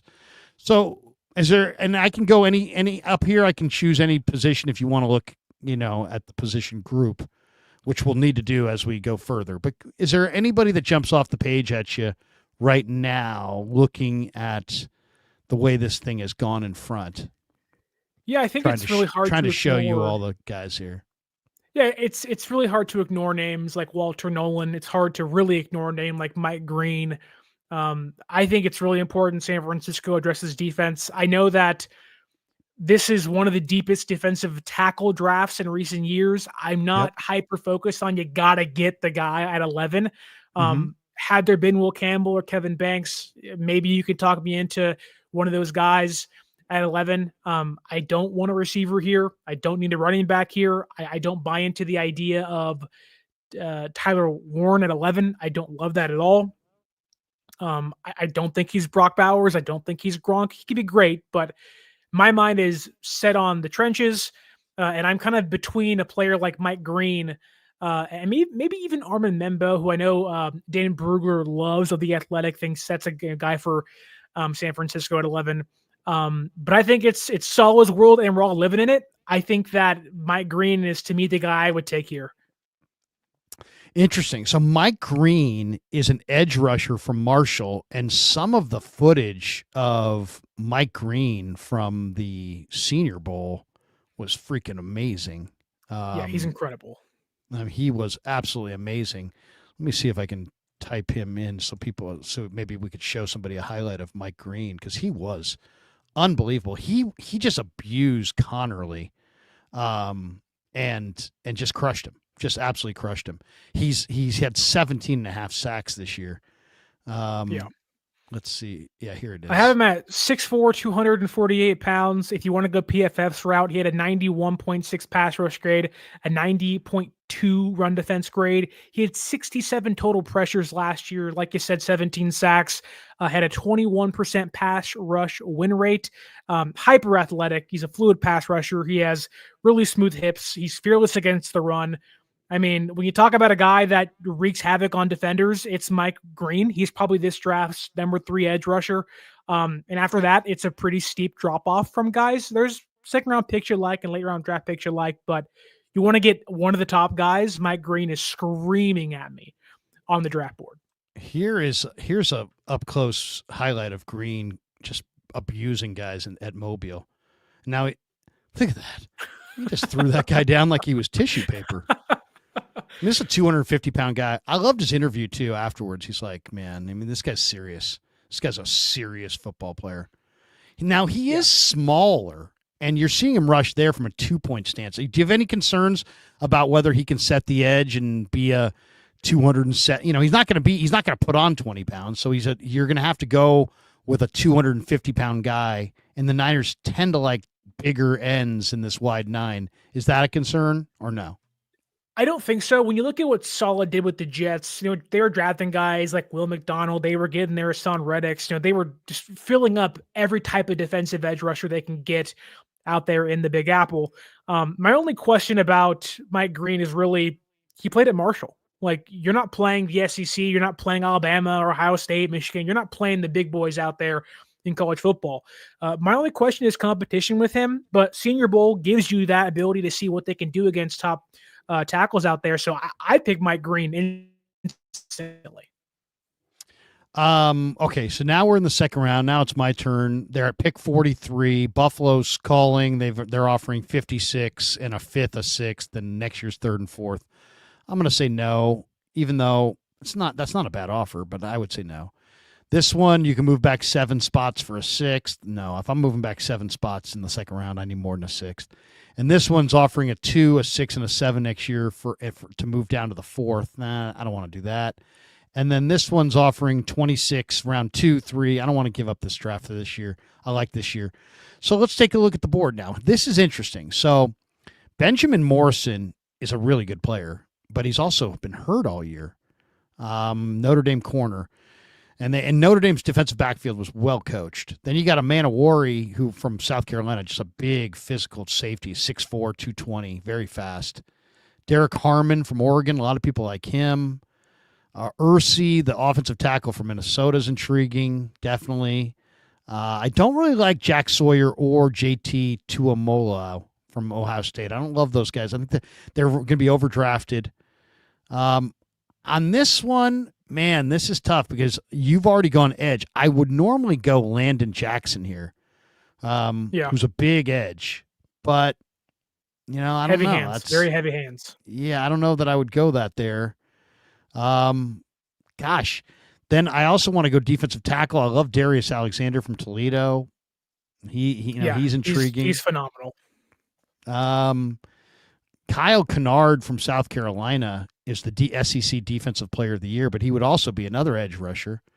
Let's check out the D linemen. Who's behind here? You got Deion Walker, Alexander. I really like Ty Robinson, but this is too early for Ty Robinson. I kind of feel like this might be the linebacker or the cornerback sweet spot.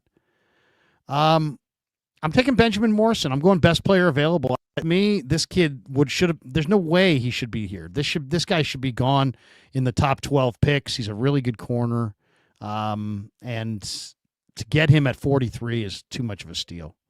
So now you're on the board here at 75, and you can. This is interesting. You can move one spot down and get a 5, a 7, a 5, and a 6. I mean, see, this is where this mock is not great. Is that who's giving you 4 draft choices to move one spot? I just don't. That's not really realistic.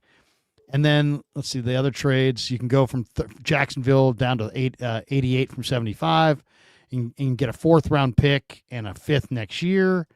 And let's see, you got one more offer here. Why is it not going? Let's see. Oh, there it is. You can also move to 81 and get a 4th round pick as well and a 5th round pick next year. So would you like to plug and pick? And then also I can show you the board. Let's see who's on the board.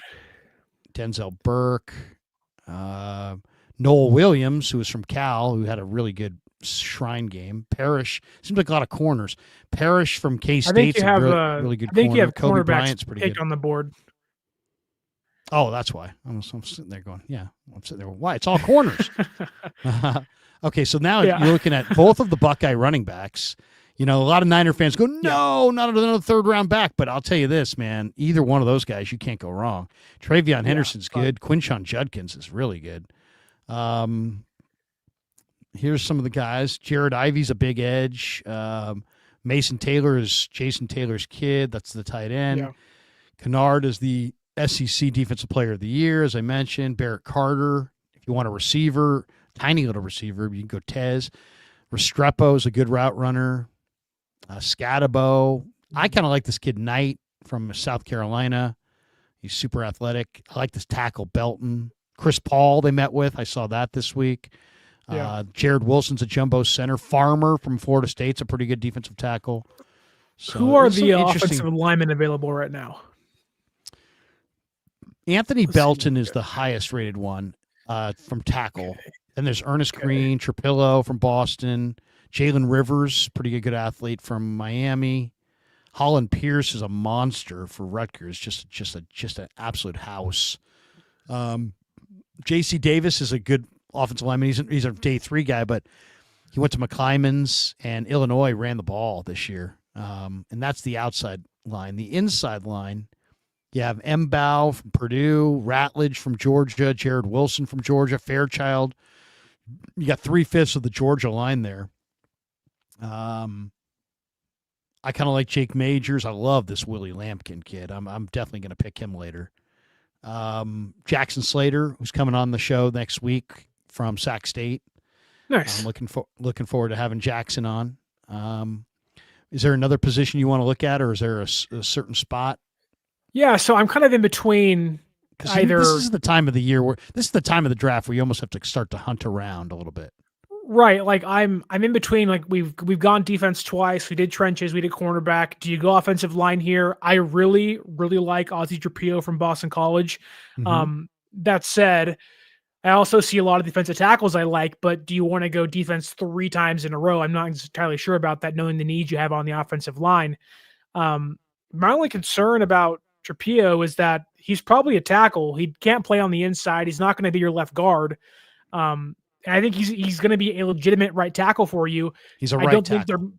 Right. So I don't think they're moving off of McKivitz this year, which then gets you into the conversation about Marcus Mbow from Purdue, where he's 6'5", 300 pounds, a very light offensive lineman.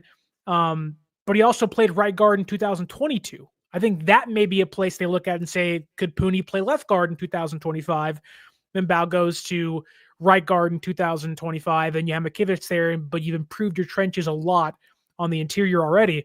I think for the sake of getting it, I think Shanahan likes these weird, kind of undersized, lighter guys. He wants guys to pull and get out and be able to move. I think Marcus Mbow does that a lot for Purdue. He has speed. He's a decent first punch, really good athlete. I think when you look at what Kyle likes to do on the offensive line, I would not be shocked to hear that they are hot on Marcus Mbow's radar, because I think he screams Kyle Shanahan. Now, again, there are concerns about, the technique and little slower in his stance. You don't love that, but I think that to me, we haven't gone offensive line just yet. I would do that here. Okay. And there's versatility here. I mean, if you're going to have a young offensive lineman, the nice thing about Mbow is he could play probably center, guard, or tackle. So, if you're going to have him on the bench as a rookie, it's always nice to have a guy who can play all 3 spots. All right, so now we're at pick number 99. We have an edge rusher, a corner, and an interior offensive lineman. I'm never too worried about what we've already picked, because I just really try to look forward and not worry about, because the bottom line is, it's an awesome running back draft. It's an awesome, defensive tackle draft. It's a really, really good, and then it's a really, really bad wide receiver draft. So it's like, you can't always go for need. Okay, let's see. 99. I love this linebacker, Demetrius Knight. I just think he's fantastic. He's related to Gladys Knight, by the way, in the Pips. But I also love Anthony Belton. Anthony Belton is just a house. But you've already got Mbow there, so I'm not sure if I would go Belton. I could go corner. I love Noel Williams. I think he had 7 or 8 interceptions this year. He led FBS in picks. He had another one in the Shrine game. I mean, he's really good. But you know what? The guy I'm going for is right here, Ty Robinson from Nebraska. This guy reminds me of Keith Millard. He is just a badass. He's 6'6", 310, and he just plays with his hair on fire. This duo, him and Nash Hutmacher, are just monster. And I'm okay with not going tackle up front, because I love some of the tackles, but this is the guy that I think has the great motor. So I'm taking Ty Robinson out of Nebraska at 99. So now you're up at 112, and you have 4 trade offers. You could move back for a 4th and 6th next year. You can move for a 5 and 2 6, 2 6s. You can move for a 5 and next year's 7th, or you can go 5 and a 6 and next year's 6th. I kind of think the 4th round is going to be one of the best rounds of this draft.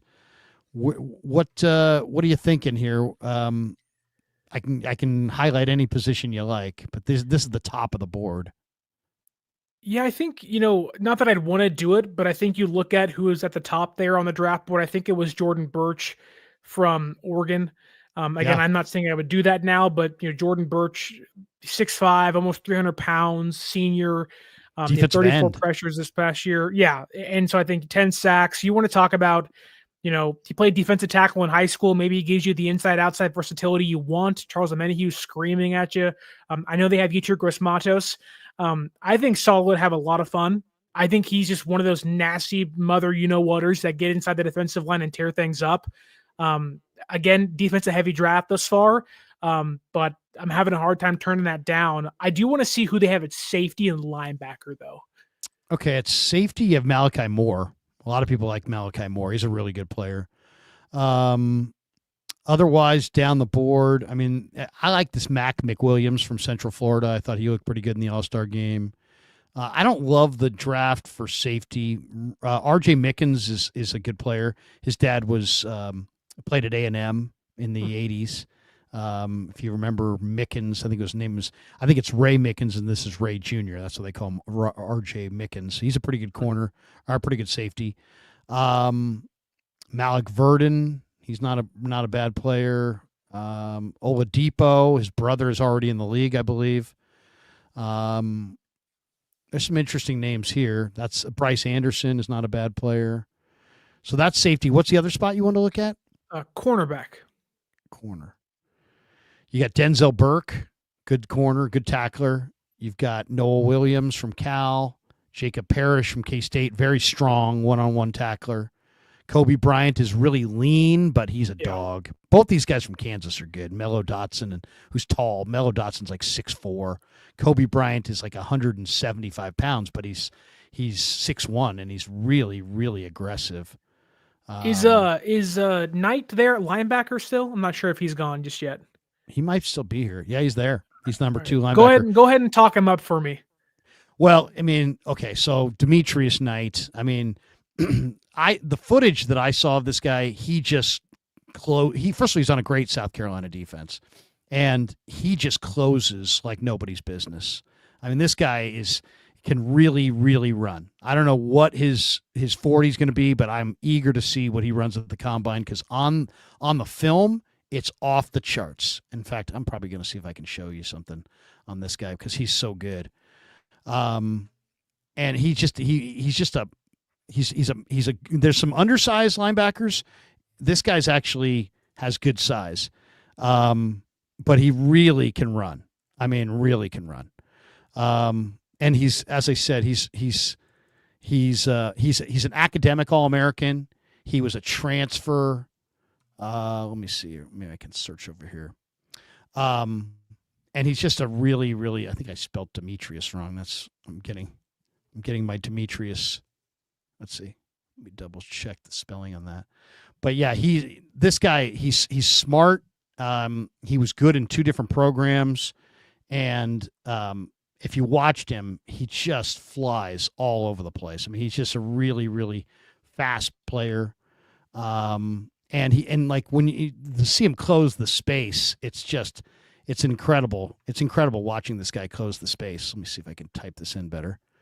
And South Carolina, I mean, there was a couple plays where, he's running it down. You got the edge rusher running it down. And yet this guy looked like he was just moving twice as fast as everybody else. He's just super explosive.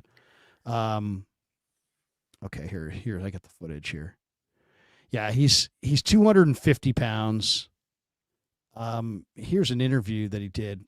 We'll show you the interview. Let me see here. Hold on a second. We'll go back to our big board. We'll stop sharing that, and then we will share this. Here we go. Here he is doing an interview with a guy at the combine. What has this experience so far been like for you, man, this week? Yeah, man, it's been awesome. Nothing short of awesome. It's been a blessing to be out here with these guys and to be able to compete with the guys from Columbia also, but being able to play with guys from all around the SEC, and then guys from Oregon and places like that. We wanted to speak it into existence. So we started habits in the spring, took those habits into the summer, and then into fall camp. Okay, you can't necessarily hear him too well, but let me show you one more highlight of him so you guys can kind of see the highlights.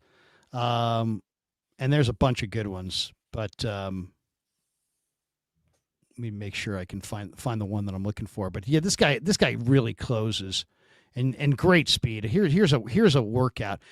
He's D'Angelo Hall's cousin.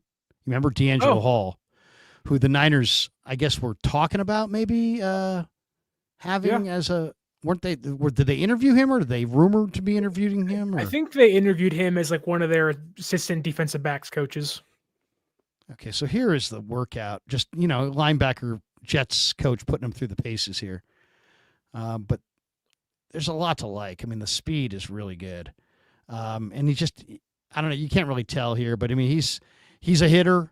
He's smart.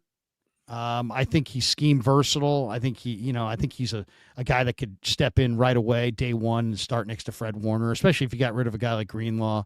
I love this program. I think South Carolina is a tremendous program, and he's an incredible talent. Let me see one more of him. I think we have one more we can show you. Let's see. Here it is up top. Here it is. Yeah, now that's the play I'm talking about. Now look at the quarterback. The Milrow moves to his left. That's the All-Pro, or that's the edge rusher who's leads the conference in Defensive Player of the Year. And look at Knight just close this down. And look where he comes from. He comes from here and just sprints. He just closes that space down instantly. The speed is really off the charts. And I don't know. In this mock draft, are we under the assumption that Dre Greenlaw is not coming back next year? No. Okay. I would say it's an unknown. It's an unknown. Stephen Draper says Barrett Carter is much faster, 4.13. Yeah, but Barrett Carter is not, doesn't have the thump that this guy has. I love Barrett Carter too, but Barrett Carter is more like a converted safety. He's kind of a runaround guy. But let's we'll share the screen on our big board again so we can get back to our mock. There it is. Okay. So, and you can go either one, really. I mean, really, you're looking at a lot of good linebackers here. Barrett Carter, Demetrius Knight, Chris Paul Jr. from Ole Miss is also a good player. Bassa from Oregon's a really good player. My favorite linebackers I love Shamar James from Florida.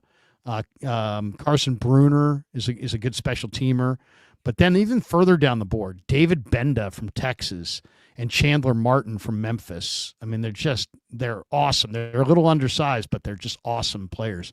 Leaders, tacklers, guys who can run probably 4.5 or faster. But it's your pick, and I don't want to influence you. So what direction do you want to go? We can also look at other positions. Just for Kyle Shanahan's sake, who's at running back right now? Yep. Scatabo. Cam. Yeah, Scatabo. RJ Harvey. Devin Neal, very, very fast. Yeah. Etienne, very quick player for Georgia. If you go further down the list, this is the guy that I love, this Kyle Manung guy.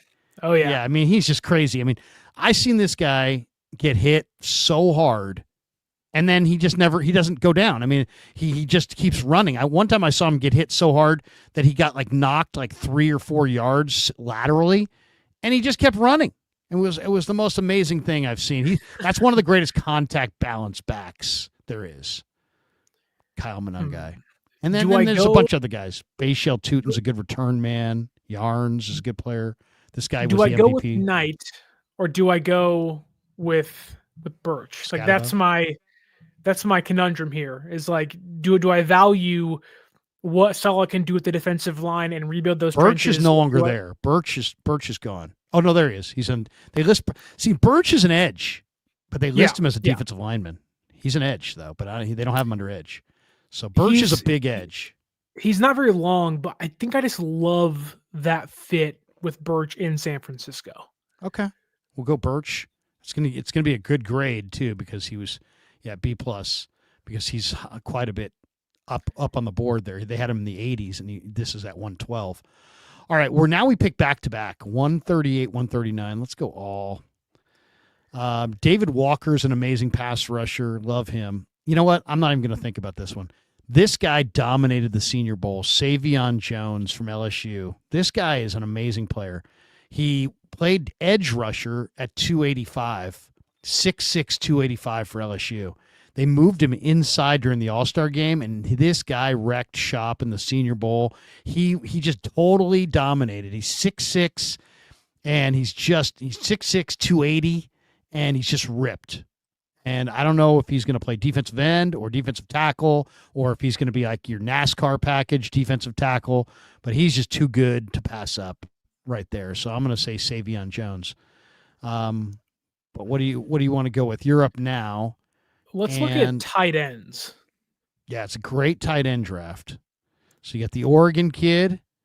You got Gadsden. Let's see if we can move this up a little higher. There we go. Mitchell Evans he tore an ACL 2 years ago, but he came back this year. He was amazing. Conyers from Texas Tech started at ASU and transferred. Jackson Hawes made a couple one-handed catches during one of the All-Star games. He started at Yale. Super smart kid, and he's pretty athletic. Urasek was Stanford's best player, and he transferred to Georgia and then just became pretty good. I mean, he wasn't amazing, but he's pretty good. Prieskorn's a jumbo tight end from Ole Miss, and Fairweather has like ridiculous 87-inch wingspan or something. He's got the longest arms of any tight end in this draft. Dupre from Alabama, I know they met with. So this is the whole tight end board. There's a lot of good tight ends. I think, last year San Francisco, I think, made a mistake not drafting Ben Sinnott, who eventually went to the Arizona Cardinals. Yep. I think Benjamin Urasek is a lot of what Ben Sinnott was last year for Kansas State. He's 6'4", 243 pounds. He didn't have a lot of production as a receiver this year, but he wasn't utilized that way. But he can block. He can play fullback. He can play in the slot. He can play inline tight end. Again, it's more of a traits-based reason why I like him, because the production wasn't really there. That said, I think Kyle Shanahan sees that as maybe a Kyle Juszczyk replacement eventually down the road. I think that makes a lot of sense. However, I really, really, really like, if I can find it here in my notes I have, is it Mitchell Evans? I think Mitchell Evans is the Notre Dame tight end. Yeah, Mitchell like him Evans, a lot, 6'5", 260. Yeah, it's a good receiver. Yeah. The thing is, though, like, he tore his ACL and MCL in 2023. He's kind of working his way back. I don't know if he'd be an instant player. Then you get into Terrence Ferguson from Oregon, who was really good, 43 catches, 591 yards, 3 touchdowns. He can box out. He can climb the ladder. Great after the catch. My big knock on him is he alligator arms some passes, and he also not a great run blocker. Man, that's tough. Of the tight ends, who do you like the most out of Ferguson, Evans, and Urasek? Probably Evans. Just because Evans has really great hand-eye coordination. There were a couple catches that he made in the playoff run where there was a sea of hands, and somehow he still, in a sea of hands, maintained his hand-eye coordination and brought it in. So I think I love him. Conyers is a great athlete. Urasek is I think a great receiver. I think Urasek might be a little underpowered as a blocker because they used Oscar Delp an awful lot as a blocker. So I'd be a little concerned there just because, do you want a receiving tight? In Mason Pline, you have I think a pretty decent receiver, but I think you got to have somebody who can block. So I love them all though. I love Urasek. I love Hawes. I love Conyers. I love Evans. I probably like Evans the most, but he also has to have the knee checked out. at the combine. You got to find out exactly how, is it bone on bone? Is there cartilage in there? How does it look? I mean, you got to lean on your doctors a little bit to figure out, but he looked damn good this year. Notre Dame went to him as much as they went to their receivers in the past game. Right. Man, it's either Evans for me. Maybe we go linebacker here or receiver. Let's check the receivers for a second. We got to replace Deebo. Let's see what happens. There's Kyron Lacey, Pat Bryant, Nick Nash, if you want to go local from San Jose State. This guy's pretty athletic. Keandre Lambert-Smith from Auburn, kind of raw, kind of a little stiff. Zachary Franklin was a transfer from Texas San Antonio to Illinois. He was a pretty good player. This kid Chisholm is a tiny little guy. I don't know what he's going to run, but he definitely made some plays. He was a late add to the Senior Bowl. There's not, I mean, it's kind of these guys are pretty raw, let's just say that. Yeah. I mean, I like a few of them, but they're all pretty raw. It's not a spectacular vintage wide receiver draft. Just looking, the one guy that I kind of think's a sleeper on the wide receiver, and there's a couple guys. One, this guy right here, Mario Williams from Tulane, who started at USC, and all he ever does is score tons of touchdowns. He just makes touchdown after touchdown. He's really fast. That guy's really intriguing. And then way, way, way down here, we're getting deep into it. If you watched Ole Miss had great talent this year. I mean, they had Trey Harris and all kinds of guys, but this kid Jordan Watkins had a year. I mean, he really did. Let me see. Let me just check his Jordan Watkins. Jordan Watkins for Ole Miss had an amazing year. Every time I looked up, this guy was playing incredible football and producing left and right. And I just want to check out his game log. I'll give you an idea of what he did this year. He's not the biggest receiver, 5'11", 200 pounds. He caught 49 balls, 906 yards, 9 touchdowns. But against Duke in the Tax Slayer Gator Bowl, I watched that game. 7 catches for 180 yards and 2 touchdowns. Okay, man. Against Arkansas in Fayetteville in first week in November, 8 catches, 254 yards and 5 touchdowns. Okay, I'm the guy. I saw that game. Maybe I'm a little biased because I saw those 2 games. But, 8 for 254 and 5 touchdowns, 7 for 180 and 2 touchdowns on an Ole Miss team that has all kinds of weapons. This guy's he's a little short. He's kind of short and stocky, but he can run. He's really intriguing. Now he's probably a day 3 guy, but that's a guy that he is definitely a player. Jordan Watkins. The receivers don't interest me. It feels like none of the guys there. They'll probably go with the veteran in free agency. Maybe linebacker here. I know you had a lot of guys you liked earlier. Maybe there's somebody out there still. Linebacker is going to be. There's going to be some good players here for sure. I mean, the Oregon kid is a leader. There's no question about that. Jack Kaiser is a Notre Dame guy, but I think he's just a college player. I don't think he's great. Cody Simon, underrated player for the Buckeyes. Shamar James, very athletic linebacker for Florida. Jackson Woodard was the Mountain West Conference Defensive Player of the Year at UNLV. David Benda is one of my favorite players. He's 5'11", 235 pounds, but he's just amazing. In fact, I gotta see if I can show you David Benda, because David Benda, I mean, this guy is just a crazy, crazy athlete. And it's funny, I watched Texas. He had an interception in the national championship game. And he's just a freakish runner, athlete, closes space. David Benda. Let me see if I can show you one of the highlights of this guy. This is a guy who's talking about his closing speed and his violence. Okay, here we go. Let me do this. Let me get back to our board. We'll stop sharing for just a second, and we'll go to this, and we'll let you guys see David Benda. He's 5'11", but he's 235 pounds, and he's number 33. He runs like the wind. Here he is, right here, circled, and he's just so super fast. I don't know if you can tell, but he's going to close this guy down. He just dragged that guy down. David Benda. Inside linebacker, another guy, smart guy, academic All-American. He can sideline to sideline runner. And like watch him close this space. Maybe that wasn't the play I was thinking of. But here he is right here in the box. This is against Bama. And he just shoots the gap. And he gets up and he still gets the quarterback. It's pretty good. Yeah. And you can tell, I don't know if you can tell, you can see what an athlete this guy is. I mean, this guy's a freak, a total freak. And it's like, you know what? I kind of think one of the most overrated things in all of football evaluation is height.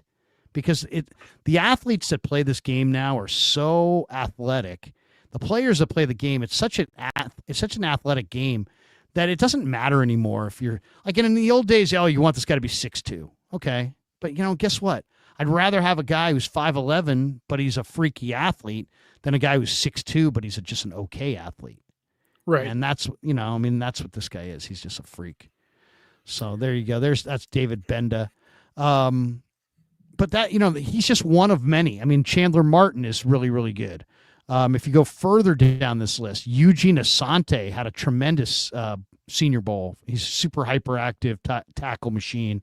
This guy Dolak for Buffalo probably set the NC2A record for tackles. He had tons of tackles. Debo Williams from South Carolina is just an absolute crushing hitter.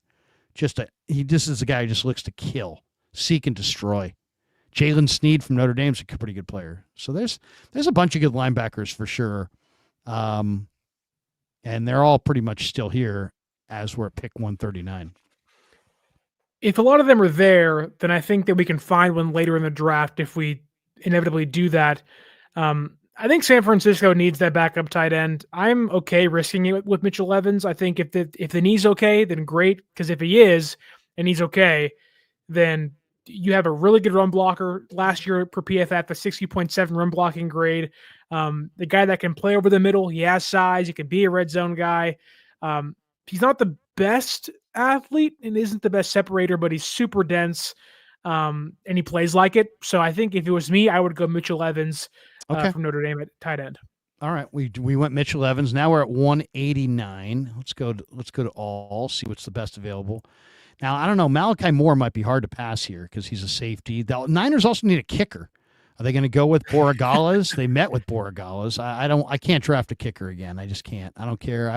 I'd rather sign a kicker on the way to the stadium in week 1 than draft a kicker. Do you want to put the draft board on the screen so they can see it? Sorry about that. I'm looking at the board. I'm not looking at the screen. There we go. Larry's focused in. He's zoned in. Here we go. Here's the draft board so you guys can see it. So Malachi Moore is the highest rated guy. It's tough. I'm going to go scroll down the board here and see if anybody really jumps out.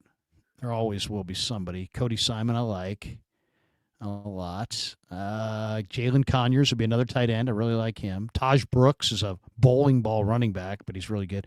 This Bama D lineman's pretty good too. Tim Smith. He just keeps getting bigger. Wow. Mac McWilliams I like as the tight end. I think I'm going my Sac State. Wait a second, actually. Let me see, because there's one inside player that I really love that I got to have in this draft. And there's really a couple of them. But I love Marcus Ware from Montana State, the center guard. But I also love the North Carolina kid if he's here. I don't think he is. I guess he's already been drafted. The 5'10", 270-pound North Carolina center. I don't know if you saw him. But, okay, let's see. I'll go linebacker here. I talked up Benda so much, I might as well go Benda. And there he is. Okay, so I'll go David Benda. So now you got the inside backer. So now you're at 228. We got 3 more picks left. You have 2 of them, 228 and 255. And all right.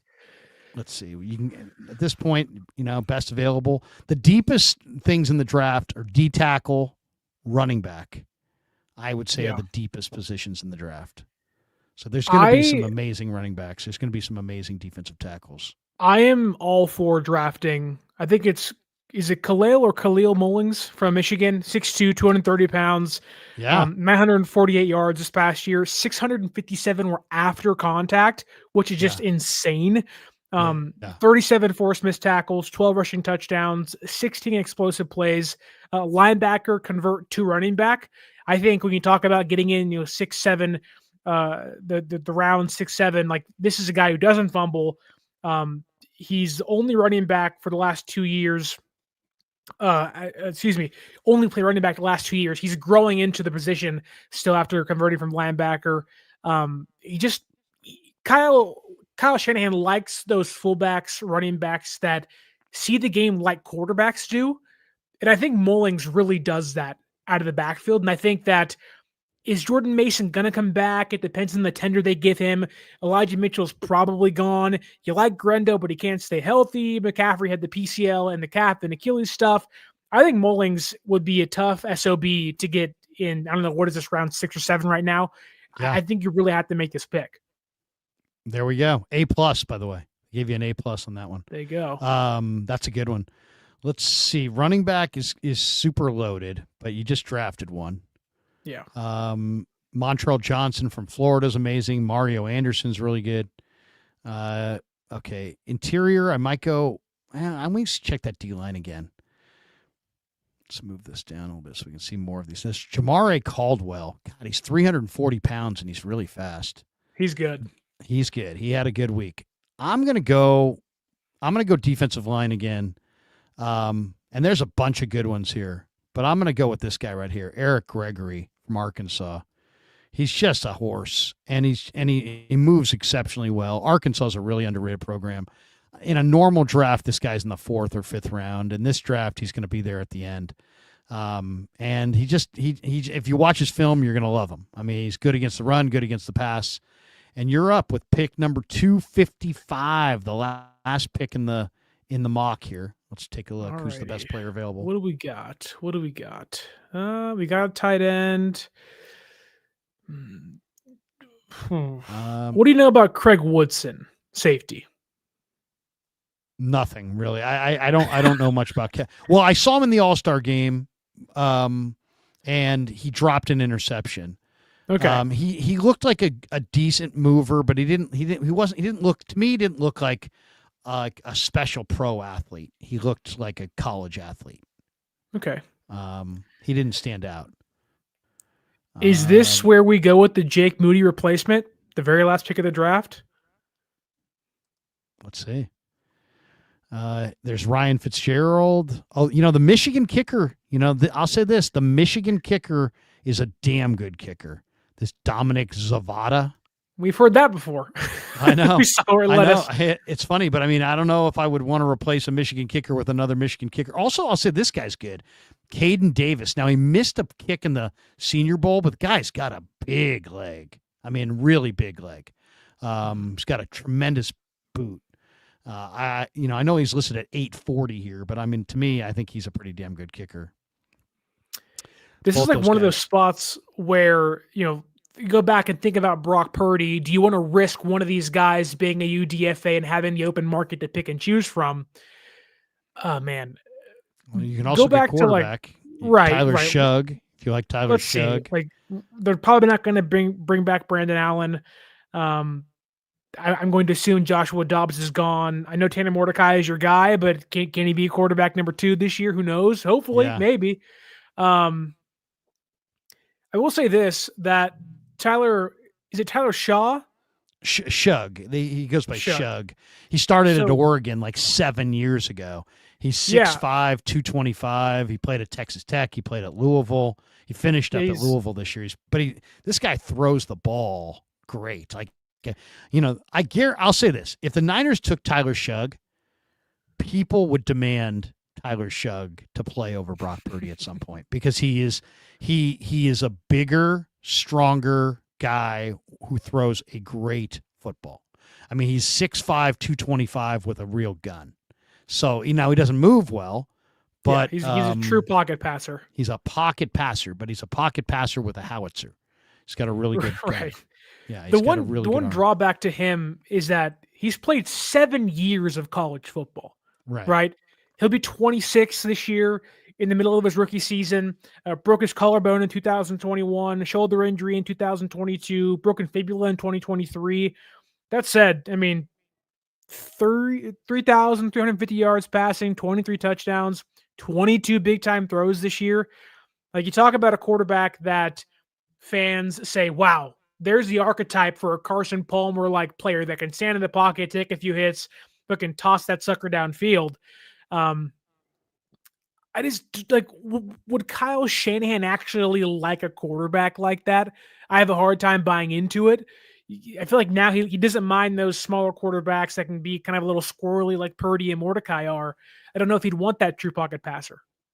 Yeah, I mean, and well, Kyle's on record as saying that he wants his backup quarterback to look similar to his starter. Right.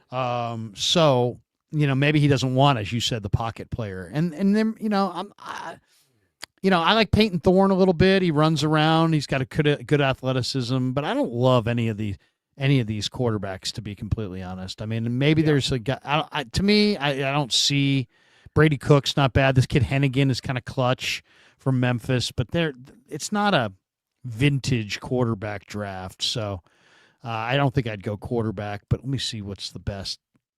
Conyers is if you want a second tight end. Hawes is a good tight end. Slater from Sac State is a pretty good guard. Stackhouse is another good defensive tackle. I think he's going to for sure play in the NFL. This guy Baron Sorrell is really a decent pass rusher too. He had a good week in Mobile. You said Slater's going to be on your show this week or next week? He's going to be on this week, Wednesday, I believe, Wednesday of this week. And he's an interesting guy. He went to Sac State, and I watched him in the All-Star game. He's a smart player, and he's the kind of player that he'll block his guy, and then when his guy's blocked, he'll go try to help out on somebody else. I mean, he's like always looking to do more, which is a great trait for an offensive lineman. I'm all for that. He's a hometown kid. If he can play the inside, San Francisco needs the depth. If Mumba's playing tackle or center, you got to have somebody else out there. I don't think they're going to have enough depth on the interior. Burford plays left tackle, also has played right guard, plays left guard, has also played right guard.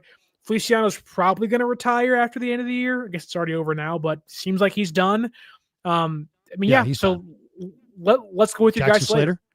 Yeah. Jackson Slater, come on down. He's going to love that. We're going to tell him next week, hey, we drafted you in the mock draft.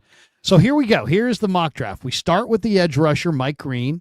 We go with the corner and Benjamin Morrison, probably two plug-and-play starters there. Marcus Mbow from Purdue, very versatile offensive lineman. Ty Robinson is just a war daddy inside, 6'6", 310. Birch gives them just a gigantic edge rusher. He's huge. In fact, this draft, you got two big edge rushers because Savion Jones, I think, can play the edge or he can play inside. You got a really good second tight end in Mitchell Evans. You got a fast linebacker in Benda. You get a horse of a fullback / running back. I mean, this guy could be either if you wanted to. He's 230 pounds. He's strong, very strong player. Mullings does not go backwards. He goes forward. Gregory, I think, is a sleeper defensive tackle. And then Jackson Slater in the 7th round with pick 255. Sac State get a B+ on that one. So I like it. Nice mock. Appreciate you stopping by. Tell people, Sterling, if they're not familiar with where they can find you, tell them where they can find you and where you're putting stuff out and how often you put stuff out, and let people know where you're at. Yeah, so on social media, you can follow me at 49ers_access. That's the X, or if you still call it Twitter, that's the Twitter. 49ers.access is the Instagram. You can follow my work at heavy.com. I cover the 49ers and the Green Bay Packers. I know. It's the Packers. They stink. We all get it. That said, I put out content on YouTube and on a podcasting platform, Spotify, Google, wherever else you get your podcast from, weekly, sometimes daily, on YouTube as well. At 49ers Access. And that's all I got. Man, let's hit a couple of supers before we get out of here. So the people that have left him when we were doing this, Sean Shepper says, I think Deebo was wearing green as a prophetic statement that he was eating salads until training camp. Oh, there you go. Wow. That was a stretch. Jaheem Rakim says, can you trade Deebo and number 11 to the Jaguars to move to number 5? I think PFF might have had that as a suggestion this week. Did they not? It was Connor Rogers had that. Yeah. To get Mason Graham. Yeah. What do you think of Mason Graham? I mean, he's just a barrel-chested, seems like he can do nothing wrong. I mean, I watched him. He's like an instructional video on how to play D-tackle. Yeah, I mean, it's really hard. Like, if you make that move, you're in the Will Campbell conversation, the Mason Graham conversation. You're in, one of those blue chip prospects. That's really hard to say no to. Again, Salah's back, so Mason Graham makes a lot of sense. He's twitchy. He's got speed.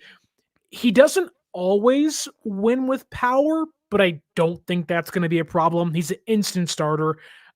He'd be incredible in a rotation with Malik Collins and Jordan Elliott, whoever else they bring in. Maybe they go sign somebody. I mean, you talk about an interior presence. That's the guy you want on San Francisco. That's a good call. Kyle L says, no O-line is tough. Well, we got 2 O-linemen. He says, swap Evans and Benda for an interior offensive lineman. Okay, fair enough. G-Code Travels Vlog POV says, is there an unexpected free agent signing you'll be shocked the 49ers ended up signing? KC guard Trey Smith, wide receiver DeAndre Hopkins, Antioch High School, Najee Harris, etc. Well, it's so funny. I personally would love to see Najee here with the Niners. Why? Because the Niners don't have a back who can punch it inside the 5. JP Mason is a big back in body, but he's a small back in style. And, Isaac Guerrero is a big-bodied guy, but he's a receiver. And he runs up the back of his O-lineman. He's got terrible vision. He fumbles the ball. And then you've got Christian McCaffrey, who's got 2 Achilles issues, coming off a major PCL injury. I think he's probably played his best football, and he's not a great short yardage back. That's not what makes him great. He's great as a receiver, and he's great to the edges. So I don't know if Najee's going to get broken off, but man, Najee Harris is a horse. Najee Harris is an absolute monster of a runner. And yeah, if I could get Najee Harris to sign with the Niners for cheap, because I don't think he's going to get paid big bucks. We'll see. I mean, there's a lot of talk that Dallas wants him. There's talk that a number of teams want him. But I love Najee's power. And I don't think there's that many guys who run with that kind of power.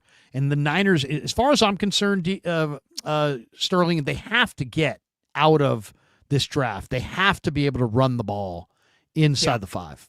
Right now, the biggest problem with the Niners offensively is not the O-line. Well, I mean, I guess it's part of it. But it's the fact that, Brendel's supposedly great, but they can't run on the goal line. Juice is a Pro Bowl fullback, and you're one of 5 teams in football that even use a fullback, and you can't run for a yard when you need it. So to me, I'm changing out Juice. I'm changing out Brendel. I'm changing out Banks. And I'm adding a runner with contact balance or with power.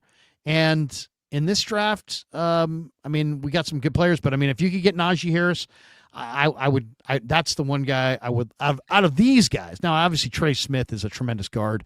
I don't think he's leaving Kansas City. And if he is, he's probably going to be a high-priced item. Hopkins is done. He's just nothing special about Hopkins at this point anymore. And Najee – It's running back. If running backs are continuing to be devalued, I would sign him. If running backs suddenly get paid, then no, I'd probably go in a different direction. But if I could get Najee, man, I would use him on the goal line. I would use him as a change up with McCaffrey, and I would love to see Najee in a Niner uniform. It would be incredible. Plus, we'd have him on the show all the time. That'd be great. I've had him on a bunch on the radio, and his agent Doug Hendrickson's a friend of mine, and Najee's just all class, man. On draft day when he came out, he got invited to New York, and he's like, "No, I'm not going to New York. I'm gonna I'm going to have a party that I'm going to pay for at the Richmond Boys and Girls Club because Nice. I was homeless as a kid, and the Richmond Boys and Girls Club saved my life. And so I'm going to give back, and I'm going to have a big draft party at the Richmond Boys and Girls Club. That's what Najee's about. So if I can get Najee, I'd want Najee. It'd be really fun. He'd definitely be that 1-2 punch that San Francisco, I won't say like desperately needs, but you certainly want to have. Like you have your Lightning, you have your Thunder with CMC, and then, obviously Najee Harris in this circumstance. I do think there are 2 veteran names I wouldn't mind them signing for under the radar guys. One of them, Mike Hilton. He played nickel with the Steelers and the Bengals. Yeah, he's a couple of years back. He's feisty. The AFC North, the style of brand of football, I think Saul would really like to have in his secondary. He's not going to be too expensive. You talk about that $3 to $8 million range for a third cornerback. That makes a lot of sense to me. And he's Loved only him. about he played at Ole Miss, I believe, and he was really good in college. He's again, he plays the AFC North. He wants to get into fights, and he's just aggressive the way he plays. I also would love if San Francisco signed Juwan Johnson, the tight end from New Orleans. Saints. Yeah. He's about 28 years old, but I think he is so underrated with what he can do. He isn't the best blocker, which may scare them away, but he's a heck of a receiver. He'll go up and get it. He'll fight through contact. You talk about, getting a viable number 2 option behind George Kittle. Juwan Johnson would be so fun to watch in this offense. No doubt. That's going to do it for us. Thanks to Better. We should tell everybody the live stream sponsored by Better, the official daily fantasy sponsor of the Krug Show. Use Better to make daily fantasy lineups and win real money. Download the app below. Make sure you use the promo code Niners to get that first deposit matched up to $200. Thanks to Pig and a Pickle. Pig and a Pickle, the best barbecue in all of Northern California. And thanks to Sharp Corners, sports cards and collectibles. My good friend Anthony Catania down there in Pacific Grove. Give him a call at 831-521-5264. And Sterling, awesome stuff, man. We should do this on the regular. I really enjoy your breakdown. Enjoy your Niner dialogue. I'll give you the final word. We're 2 hours and 11 minutes into this live stream. We've got almost 2,500 people watching this thing as it's 10:20 at night.